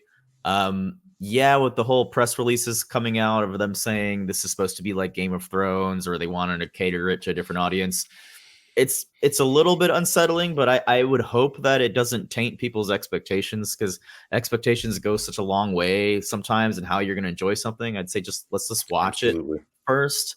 And especially because when it comes to adapting anime or show or cartoons and whatnot, I just feel like the audience never knows what they want, because the criticism I was hearing is, why do we need a 1-to-1 copy of this show? The cartoon's already perfect. Then they're like, okay, no, we're going to remix it a little bit. And then it's like, oh, well, why are we remixing it? It's no, you're not going to win. One Piece kind of got lucky, I think, because I don't watch the anime, but apparently the cheesiness kind of plays into the tone of One Piece, I guess. And it kind of worked perfectly for that. But with Avatar, I'd say like, let's just see what they do. I watched the trailer. I watched the same trailer everybody else did. I didn't get any Game of Thrones vibes. Okay, maybe it's just something stupid that the producer said. Let's just see what happens. Yeah, that's all I'm saying. I think Game of Thrones is touted as a model of audience hype, as well as just like the actual storytelling format. That may be what they meant. Right. Yeah. It doesn't have to be like, the storylines. It's just as far as like creating that energy with the audience, like appealing to all types of people. So that's it. Expectations, guys. Let's just keep it level. Let's watch it. And Sean, I mean, obviously the same reason that you being so attached to the show and sort of dissecting it so much. What are your thoughts going into it? I mean, well, I cautiously optimistic. I think it was one of those. I think again, like Suraj was a very nice, like just a perfectly kind of like just a great flash in the pan as far as just like what our anxiety about this whole prospect and everything, but then like again they just would slowly kind of win us over every piece of like new casting thing and all that other type of stuff. I was like, ooh, okay, all right, right on. I mean, like, they know that the movie that we say doesn't exist exists, you know what I mean? And they're definitely like, and you could just use that as a check, as like just write everything that they did like on the board and just like, see that, let's not do that. You know what I mean? And it's like, cool, got it. You know what I mean? Like, and it seems like they've taken a lot of those notes. So like, we're already like the bar's in hell. So like, we're already sort of, we're already in good shape. Like, we're already in good shape. Like in that way. Yeah, you hear some stuff, and you know, like, I think it's worth it. Here, let's do this as like a nice little group exercise. Let's do this. All right, okay, everybody with me. Everybody breathe in, breathe out. Okay, all right, breathe in. Breathe out. Okay. And repeat after me. Live action. Live action. Cannot do what animation. Do what animation can do. Bear that in mind. Yep. And I bear that in mind. Bear that in mind. It is not, again, like, because we have such specific ways in which these characters live in our hearts and our imaginations and everything like that. And I think it's going to be a little bit of a learning curve. And I think that there's going to be some stuff that, because again, I don't want a Lion King dead-eyed, like just recreation of everything that we have. They got to mix it up a little bit. They're going to be taking the what was it? The machinist, and they're going to be putting him in Omashu to kind of like to streamline some stuff like that. And I think that that's actually okay. Like, I think it's going to be different. The big thing, it's just like any type you adapt a book or anything like that. Do they get the essence of these characters? Because every single thing that we have talked about, everything that is genesis on what makes it important is because of the fact that it's a character beat. It's a plot beat. They learn things, they achieve things, but it's with the characters, and because we buy into those moments because we love the characters. If they can nail and if they can capture that essence of who they are, while being different and while being their own thing, then I think that we're going to have something that can at least be okay. You know what I mean? And like, and so I think that that's sort of like where my head is at, you know what I mean? Or at least how I'm trying to think, because it's like, there's just some ways in which they do it that are just like kind of not going to be able to do the same thing, but that's okay because it's a totally different thing. It's a totally different medium. And I mean, like, and I'm hoping for it. Like, I'm not, there's definitely some people that like, they're showing Ozai's face in season 1. And I'm like, it's a whole other freaking show. Master Chief took his helmet off. Yeah, right. Yeah, you're just like it has to be, it's going to, and has to be a little bit different. And that's okay. Again, what would Iroh say? He was like, again, we still have the show. We still have, it's right there. It's right there, sitting in your cool, like on your desk or on your Netflix thing. We can always do that. So just kind of taking it for what it is, and that whole thing. That's kind of where I'm at. And also, yes, thank you for that group therapy for indulging me over there. I appreciate you guys. I'll give us a chance to say bye to Sean. Yeah, I'm gonna head out. Thank you for having me, guys. Much love, guys. Thank you guys. I'll see you guys. I'll be very, very excited to see the discourse that we all are going to be having like throughout this whole thing. We still have the movies coming up too, right? Next year too. Right. That stuff is on the way too. We should make like an Avatar con or something. We gotta do it. It's hype enough to have its own. Hell yeah! I do think like I know the resurgence on Netflix made a lot more hype, but I do think that like we are also in a way responsible for, without a doubt, the resurgence. I think so. 100%. The fans telling us to do it, us obliging the fans, and that's It's a reciprocal kind of thing. We helped boost it in the algorithm. The Nickelodeon's like, maybe we should go back to this well. Totally. Yeah. See you guys. Bye. Take care. Great seeing you again, man. Bye, guys. Great seeing you, Sonny. See you, Angela. See you, buddy. Be on time next time, Suraj. Oh. As he checks out. No. He knows I love him to pieces. All right, I'll talk to you guys later. Bye, guys. Bye, Sean. Yeah, so we had to say goodbye to Serge and Sean. So thanks so much, guys, for hopping on. If you see this after the fact, Kyle, I want to jump to you now. Obviously, a lot going into it. You're pretty fresh on the show itself. Have just finished this past year. What do you think about the changes and stuff they have going on for the live action series? They do leave a weird taste in my mouth, but I also understand them because it's a live action adaptation. The storytelling does have to unfold in kind of a different way. That being said, like, I'm definitely like invested. I'm going to watch every episode of this show, but I don't have like a clear set of expectations for what I need out of it. There's things I want. I want to be entertained. I want to enjoy it, but I don't think there's going to be a level of disappointment. That's not really a factor for me because just like Sean just said, just like Serge just said, it's right there, right? We've got the old original show. We can always revisit it if we want that. When I react to a show, I kind of come at it from the angle of art direction and production design first and foremost, and then I'll go to like within that is character design, and then the writing, then the plot elements. And I think as long as they're able to nail it visually, for me, I'll be entertained. And then the rest of it, the experience is almost like an academic exercise. You know, like I'm looking forward to comparing and contrasting how a scene takes place in that show versus the original. Yeah. And kind of mull over the changes they made and kind of decide if I like them or not. And that alone is kind of a fun prospect for me. So if they like the Machinist suddenly being an omashu, you know, like I don't think that's going to bother me necessarily. I'm going to have to wait and see how they implement it. And then I'll probably have some thoughts about that one way or the other. But as long as it looks visually cool, and we all watch the trailer, like it looks fantastic just on a visual level. You know, dialogue notwithstanding, character development notwithstanding, that is going to have to come later once we're watching it. But like, I'm already sold on a visual level, and I think that's all that I really need out of it. I'm prepared to be blown away. If I'm surprised in that way, that's going to be fantastic. But I won't be disappointed if it doesn't live up to the hype of the original. Of course, yeah. It's a great way to look at it. Very open-minded, as the show would ask of us, I think. Yeah, I'll let you go now yourself, Kyle. Then you got to take off. Yeah, it's great to see everybody. Thanks. Bye, Kyle. Take it easy, man. Bye, Kyle. Take care. Always a pleasure, dude. Simon, again, the show being so personal to you, you've expressed your concerns online about, you know, what could these changes mean? What do you feel going into the series in a couple of weeks? Yeah, it's an interesting one because I'm trying my best to not read too much into the changes and what's being said and, you know, everyone's expectations, because I want to go into it as neutral as possible. And there's been some really good points raised about it doesn't matter if it's good or bad because we still have the animated show.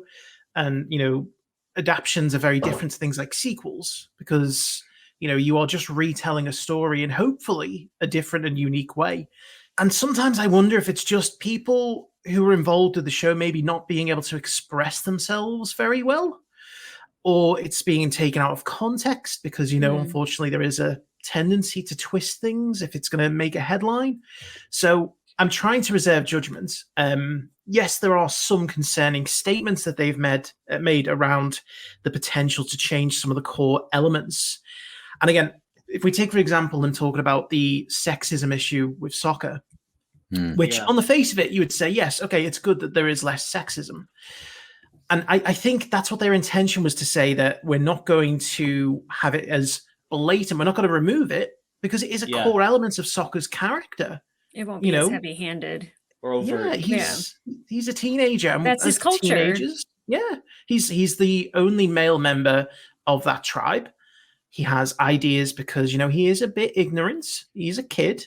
And I'm sure that we've all had some opinion that we've now grown out of. And the great thing is that that's his early character development, is how he grows out of that through his experiences, you know, with Aang and Katara and everyone else, you know. And one of the earliest episodes, the Warriors of Kyoshi, I can't see how you do an episode like that unless you already have Sokka's, you know, I hate saying it's sexism because it sounds like it's a bad thing, but it's an innate opinion. And I don't see how you can do an episode like that unless you are faithful to his flaws. So I'm trying to ignore what's been said. As Kyle mentioned, visually, it looks stunning. I think the casting from what we've seen is spot on. And as long as no one calls him Ong, I'll be fine. Yeah. We're off to a good start. Oh my god. Yeah. You know, I think another issue people have touched on is saying, well, how can you fit 20 episodes into 8? And I'd say, well, look at the episode lengths, 20-minute episodes, and this is going to be 45 to 60 minutes, depending on how they want to run credits and things like that.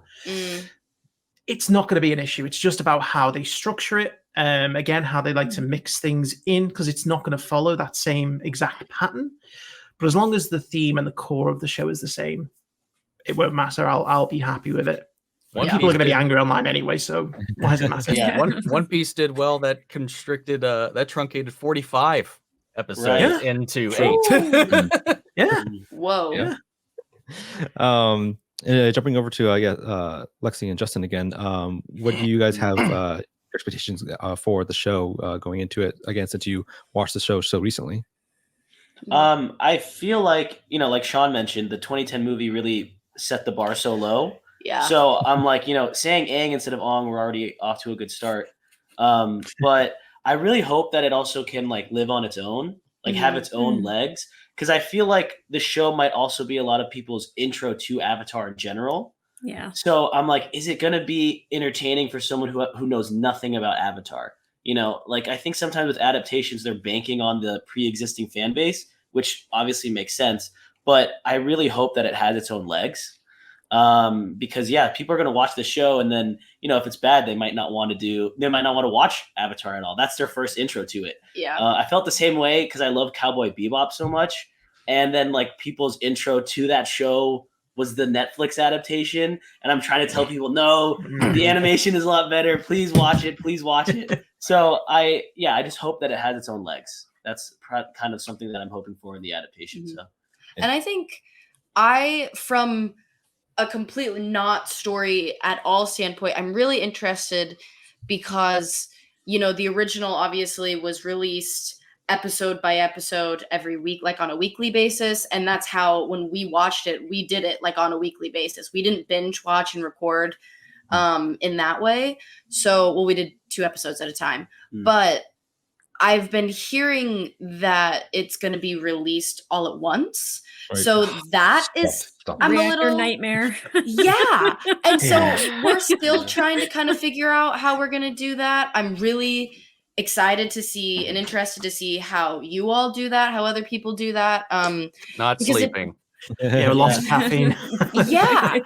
And it's like, are we going to then release all of our reactions at once? But then it goes back to how I believe Simon was talking about how if you could go back and just take your time with it a little bit more. It's like, okay, so how do we continue to do that? But people are going to be wanting to watch reviews of the last episode. But it's so that's kind of what I'm a little bit frustrated with, is that they are releasing it all at once. But I think we're just gonna take it how they give it to us. Yeah. But from a story point of view, I'm really going in with a very open mind, and just excited. And I touched a little bit on the musicality of the original, how I think that's going to change, and I'm excited to see what the writing, how it holds up. Of course. I mean, that's a great point to bring up. Obviously, the binge aspect of it is a big change to how people will sort of digest this adaptation.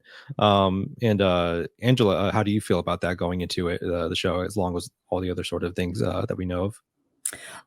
For the binge watching, like I said, is a reactor nightmare because you feel like a desperation to kind of keep up and like pump it out. But it just, with the show, when you take your time and you digest it and you have the story, like you're able to like think about it and let it settle and live with it for a little bit. I think that that's the better way to consume it.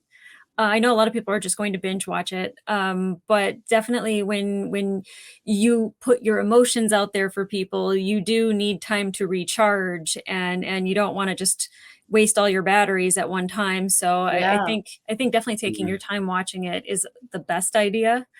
But my expectations with the show, like I said, as long as it's better than the movie and 50% of the show, I think we're off to a great start. And the trailer really like put me at ease with that. Like the bending looks amazing. The music buildup that you got in both trailers, everybody was just like, oh, do you hear that? Do you hear that? Like, and that's so exciting. I think the hardest thing for the show would be to really capture the characters the way we know them and love them in a way that is not cartoonish, because I'm super excited for Boomy, but Boomy is crazy. Yes. He looks crazy. He acts crazy. He's nuts. He's the best. and I don't know if that translates well into live Yeah. action. Yeah. And so like they have to be very careful to like toe the line of ridiculousness, but also kind of give us that crazy guy that we know and love.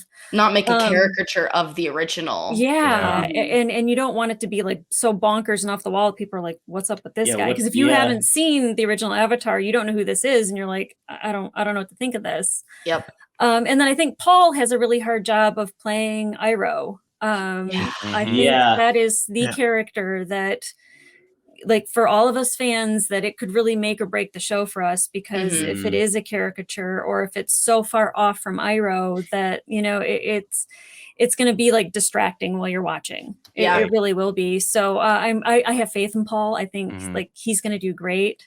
I really think the characters are the thing that are going to drive it the most. I feel so at ease with the character or the actor that's playing Sokka. I was really worried about that, and they had like a behind the scenes thing where the kids were watching the trailer, and he said that he like would actually stop while they were filming and give them notes on jokes, and I was like, that's the most Sokka thing ever. So like, I feel like so at ease, you know, in that aspect. But like if they don't nail the characters, it's going to be distracting for a lot of us fans. But I think if you haven't seen the original, I think this is going to be great. I think it'll make people want to watch the animated show, because there's a lot of people that don't want to watch animation at all. It's just not in their wheelhouse. But it might make them kind of just go, well, what is the source material? You know, like what are all these people talking about? So we don't want to wait to see what happens. It's a great gateway drug potentially. For give you your fix. And Sunny, again, like going into the show, as I think particularly as a parent, you said that you're excited to show this to your kid one day. There's like this sort of like, obviously there's a comparison we can make to the cartoon to the live action show, but it has been, as we said, 20 years now, and like it maybe is just like a sort of justified time for like to introduce this to a new generation, and this is the way to kind of do it. What are your thoughts on that going into it?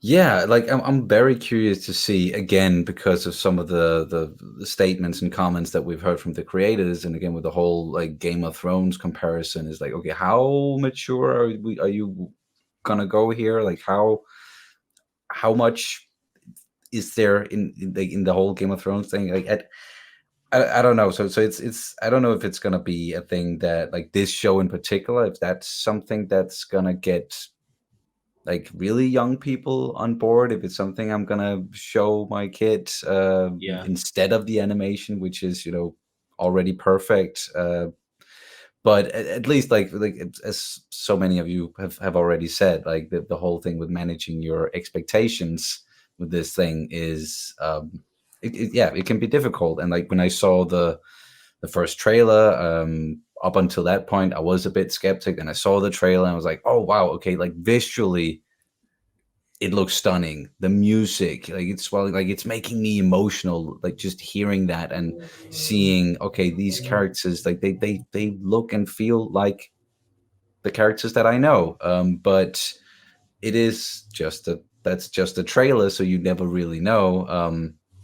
And then those statements came out afterwards, and then my expectations went like, oh, then I had to like rein myself in and be like, okay, no, just go into it with an open mind, because this is going to be different. It's live action, it's not animation, again, as so many of you have said, and so they're gonna take a different route with the things. Like they're gonna merge some events and episodes and characters, but yeah, as soon as they stay true to those characters and the themes, I think that they can't go really too wrong with that. Nothing can go too wrong, because it is there. But and yeah, we don't want that one-to-one adaptation. Right. We don't want copy and paste. No, we don't just want copy and paste. And I thought, like, while like you guys were talking, like I thought of like two examples in my mind with like some other adaptations like recently, where like you have, for me, like in the one end, you have something like The Last of Us, for an adaptation of a video game, where they still managed to stay very, very true to the characters and the story, but also introduce new elements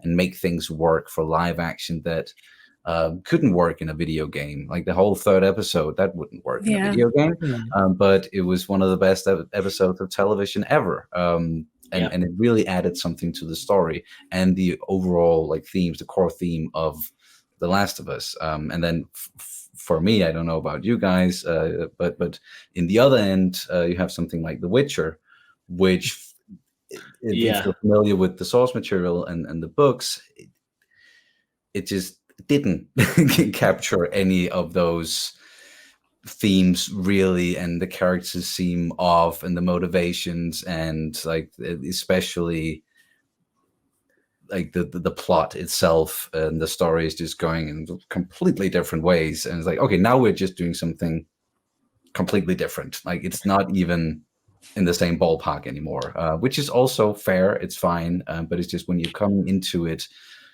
having loved the source material, it can be difficult. And again, of course, another big example being Game of Thrones and the last seasons, and how they adapted things in some of the earlier seasons. Like if you read the books, you're like, why did you do it like that? And it's just like going into something with that knowledge of what came before, it can be really, really tough managing those expectations. But again, we need to remind ourselves to kind of, rein all of that in and just go into it with an open mind. So that is definitely what we're going to do. I don't know if we're going to do reactions to it, because I think Kat is not at the moment as open-minded as I am. Nope, get that away from me. Maybe it's best to do it in private, have that be a private experience. Exactly. Patreon exclusive. Yeah. There you go. We ended up doing that with The Witcher. Like we just stopped cold doing the reactions on YouTube because we were just tearing it apart, and no one want to watch that. So and Omni, I guess from the reactor standpoint, from the fan standpoint, like, how do you feel going into it for the live action series? Well, I'm excited to finally be able to participate in the reaction sphere for some Avatar content. Yay! I will say, like many have said in this, like managing expectations is going to be key. This is never going to be what we grew up with or what we experienced the first time. There are obviously limitations. When you got animation, there's not, can we afford to do that? You're not going to bump into any of that. Like, can we pay the CGI to make this look this way? Will we be able to build that set? Or how will this look in live action? Like you can do whatever you draw, it's all right there. So there's going to be that level. Obviously we're constricting episodes. So, things are going to merge, things are going to meld, as long as the spirit is intact. For me, the most important thing is the themes, the characters, and the story, and as well just making sure that the world feels authentic, because it's a world I fell in love with. And like when it comes to adaptations, obviously there's like this towing of the line about how closely do we get to that. For me, I've always kind of approached it from like a perspective of, well, I know some people maybe animation's not their thing, but I love this thing, and more people need to see this thing. If it represents it well enough that it gets that feeling across, the same feeling that I had, or at least something similar to that, at least somebody else is getting their gateway into that. Some people don't like certain types of, even when it comes down to animation, there's some styles of animation some people just can't, they just can't watch it. So like it just opens up the audience in a different way. But if it's like Sonny said with The Witcher, where it's not really a representation of the thing you love, and then they have a different idea of what that thing is, then it just starts to fight itself. So I'm just kind of worried a little bit once, we got that thing about the creators leaving and all that, but then they came back and said the new show is actually going to do some new things that we're going to make canon in our upcoming stuff anyway. It was like, oh, that's a good idea. We're going to steal that. So I'm just like, so what's happening? Because that was also like 3 years ago, when that statement came out. So like, they could have, because there was like a whole leaked cast description that was completely different than what is being advertised right now. So I don't know if they did a complete overhaul since they left. We don't know. We don't know. We're not behind the camera. the end of the day, when it comes down to when it comes out, you know, the trailer like blew me away. It looks by large and far better than M. Night. That was like the first time I was like fuming in a theater. Same, I went into Dragon Ball Evolution knowing that was going to be garbage. So I didn't leave the theater mad. And I walked in that I was like, okay, this has promise. This is it. Let's go. And then it's like, why? So like, I mean, like it can only go up, you know, for me at this point. You know, I read the comments that they said, will it color my interpretation or my enjoyment of the show? No, I think some of the stuff they said sounds out of context so stupid.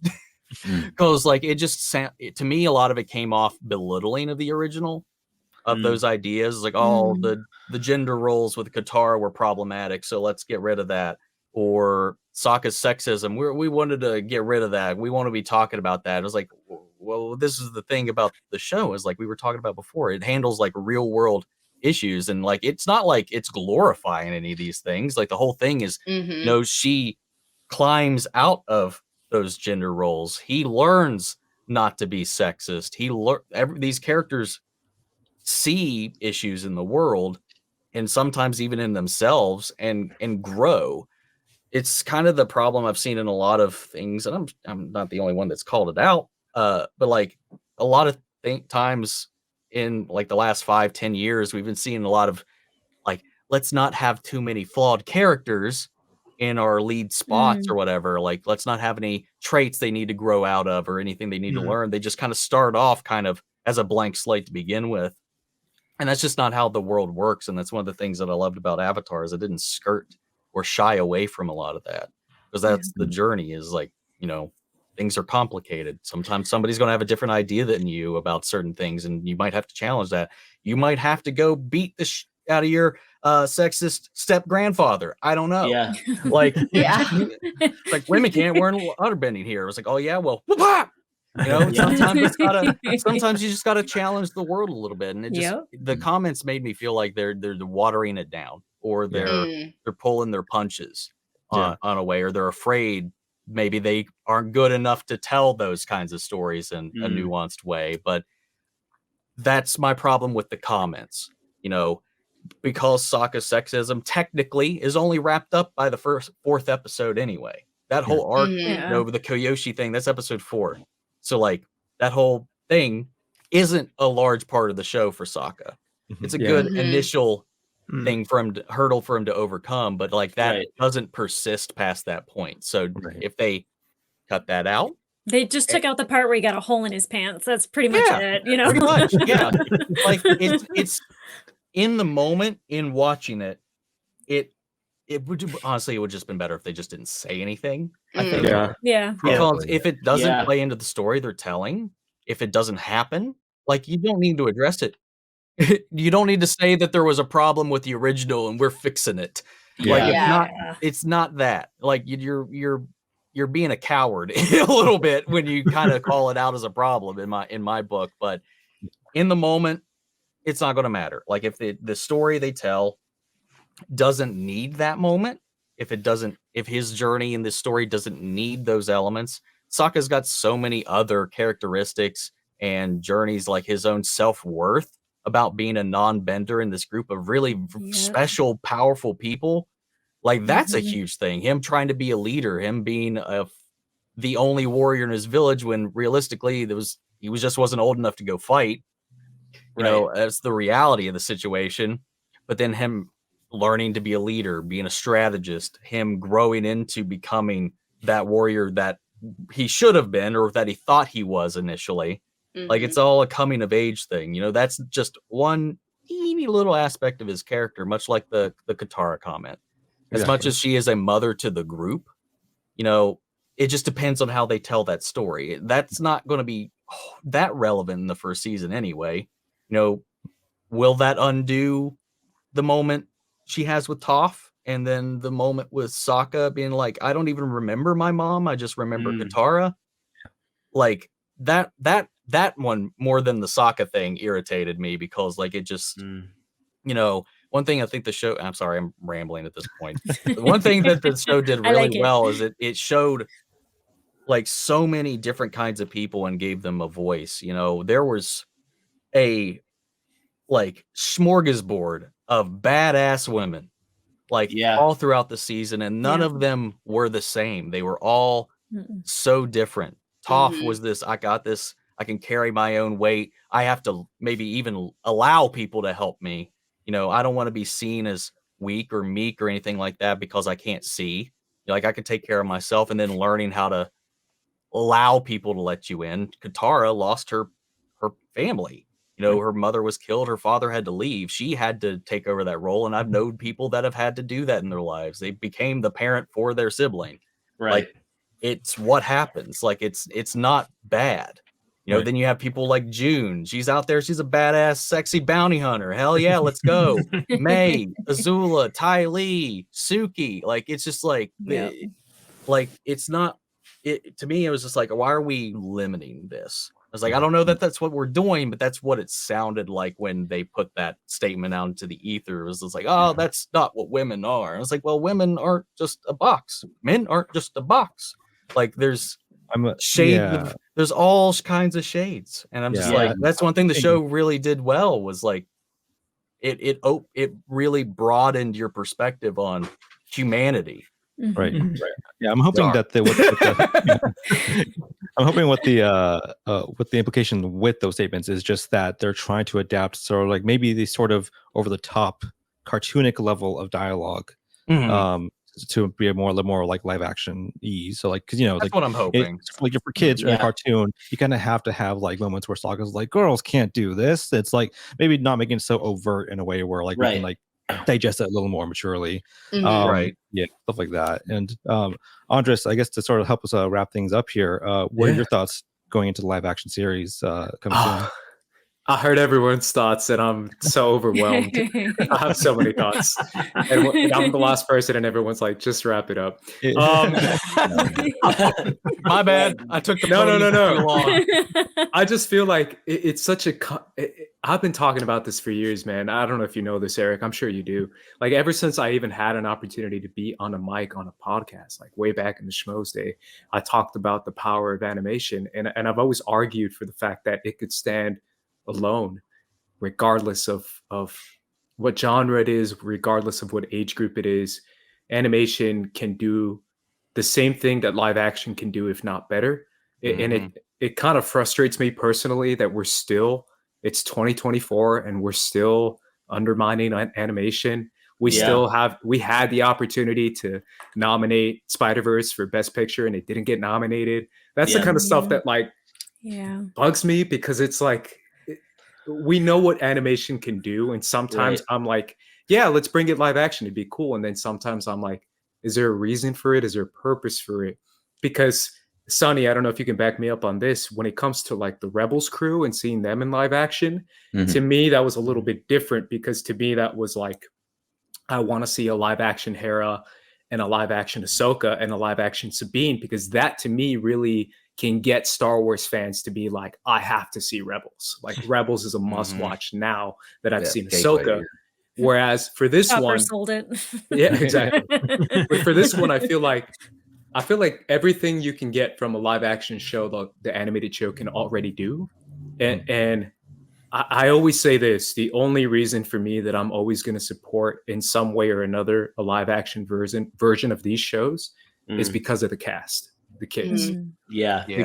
Having the opportunity to have new actors that are of the correct race of these characters. Like that's why I loved seeing live action Ezra, live action Sabine as well, because you have the opportunity to have these actors be like, hey, this is my chance and my opportunity to be in a Star Wars show, to be in an Avatar: The Last Airbender show. So I guess that's my thought process on it. I still want people to just invest in animation and just give it a shot, because I do feel like this is a show that can already do what anything live action can do. It's not a genre, it's a medium. It's a medium. It's not like when people talk about it as a genre, it's like, no. Live action is the exact same way. Yeah, exactly. Like it's better at storytelling. Yeah. I would say that. Some live actions for kids, some live actions isn't. Some animations for kids, some animations not. Some comics are for kids, some comics you definitely shouldn't show your kids. Like there's no one medium that is exclusive to an age range. Right. Yeah. Not at all. Not at all. Can I just add one quick comment here at the end, I guess, with talking about like what in the action, like the animated series, that it really encompasses like so many different types of people that we see, and there's so much representation just in the animated version, and they're carrying that over to the live action, but something that they have a chance to, I don't necessarily want to say like improve upon, but it is something that I talked with Kat about, and I kind of promised to mention it, was not a lot of queer representation in the original animated series. That is something where they have a chance to actually add even more of a broader picture of representations, totally, and different kinds of people in the live action. So I'm curious. I'm sure a lot of people are going to go, "Oh, woke garbage," but they can off. So I welcome it. Yeah, go for it. It sounded for a second you said woke cabbage. And I was like, that's I woke cabbage. Hey, that too. But very true, Sonny. Very true. I mean, the opportunities it has are something that we should definitely encourage. I think for them to explore and to make their own mark, but also pay tribute to what we love about the show and going with an open mind. That's why I always encourage everyone to deal with like these things. Just being open-minded about like what it can do for us, what we can give to it to improve upon itself, and that way we can make things better. Guys, thank you so much for joining me today, because obviously the show has been such a huge, impactful series for us on a personal level, on a sort of professional level, for channels, business-wise. And it's been such a pleasure for me to go and revisit the series a dozen times over through all of you and your experience through it. It's been truly a blessed experience. Thank you so much for watching today. If you find this on YouTube, obviously leave a like, subscribe, all that good stuff, comment. Tell us if you have an idea for another Crossing the Streams crossover event you want to hear, you want to see people come together for. We will be back, I think, definitely in April for our review of the Walking Dead series, which is another huge reaction staple of the community. And then also something Star Wars, probably in May, once we get past the Bad Batch. Sunny looks very happy. Very excited. I'm nervous. Yeah, there's lots to be nervous about. In the meantime, we'll catch you on the next episode. Thank you so much. Thank Bye. you. Thank you. Bye.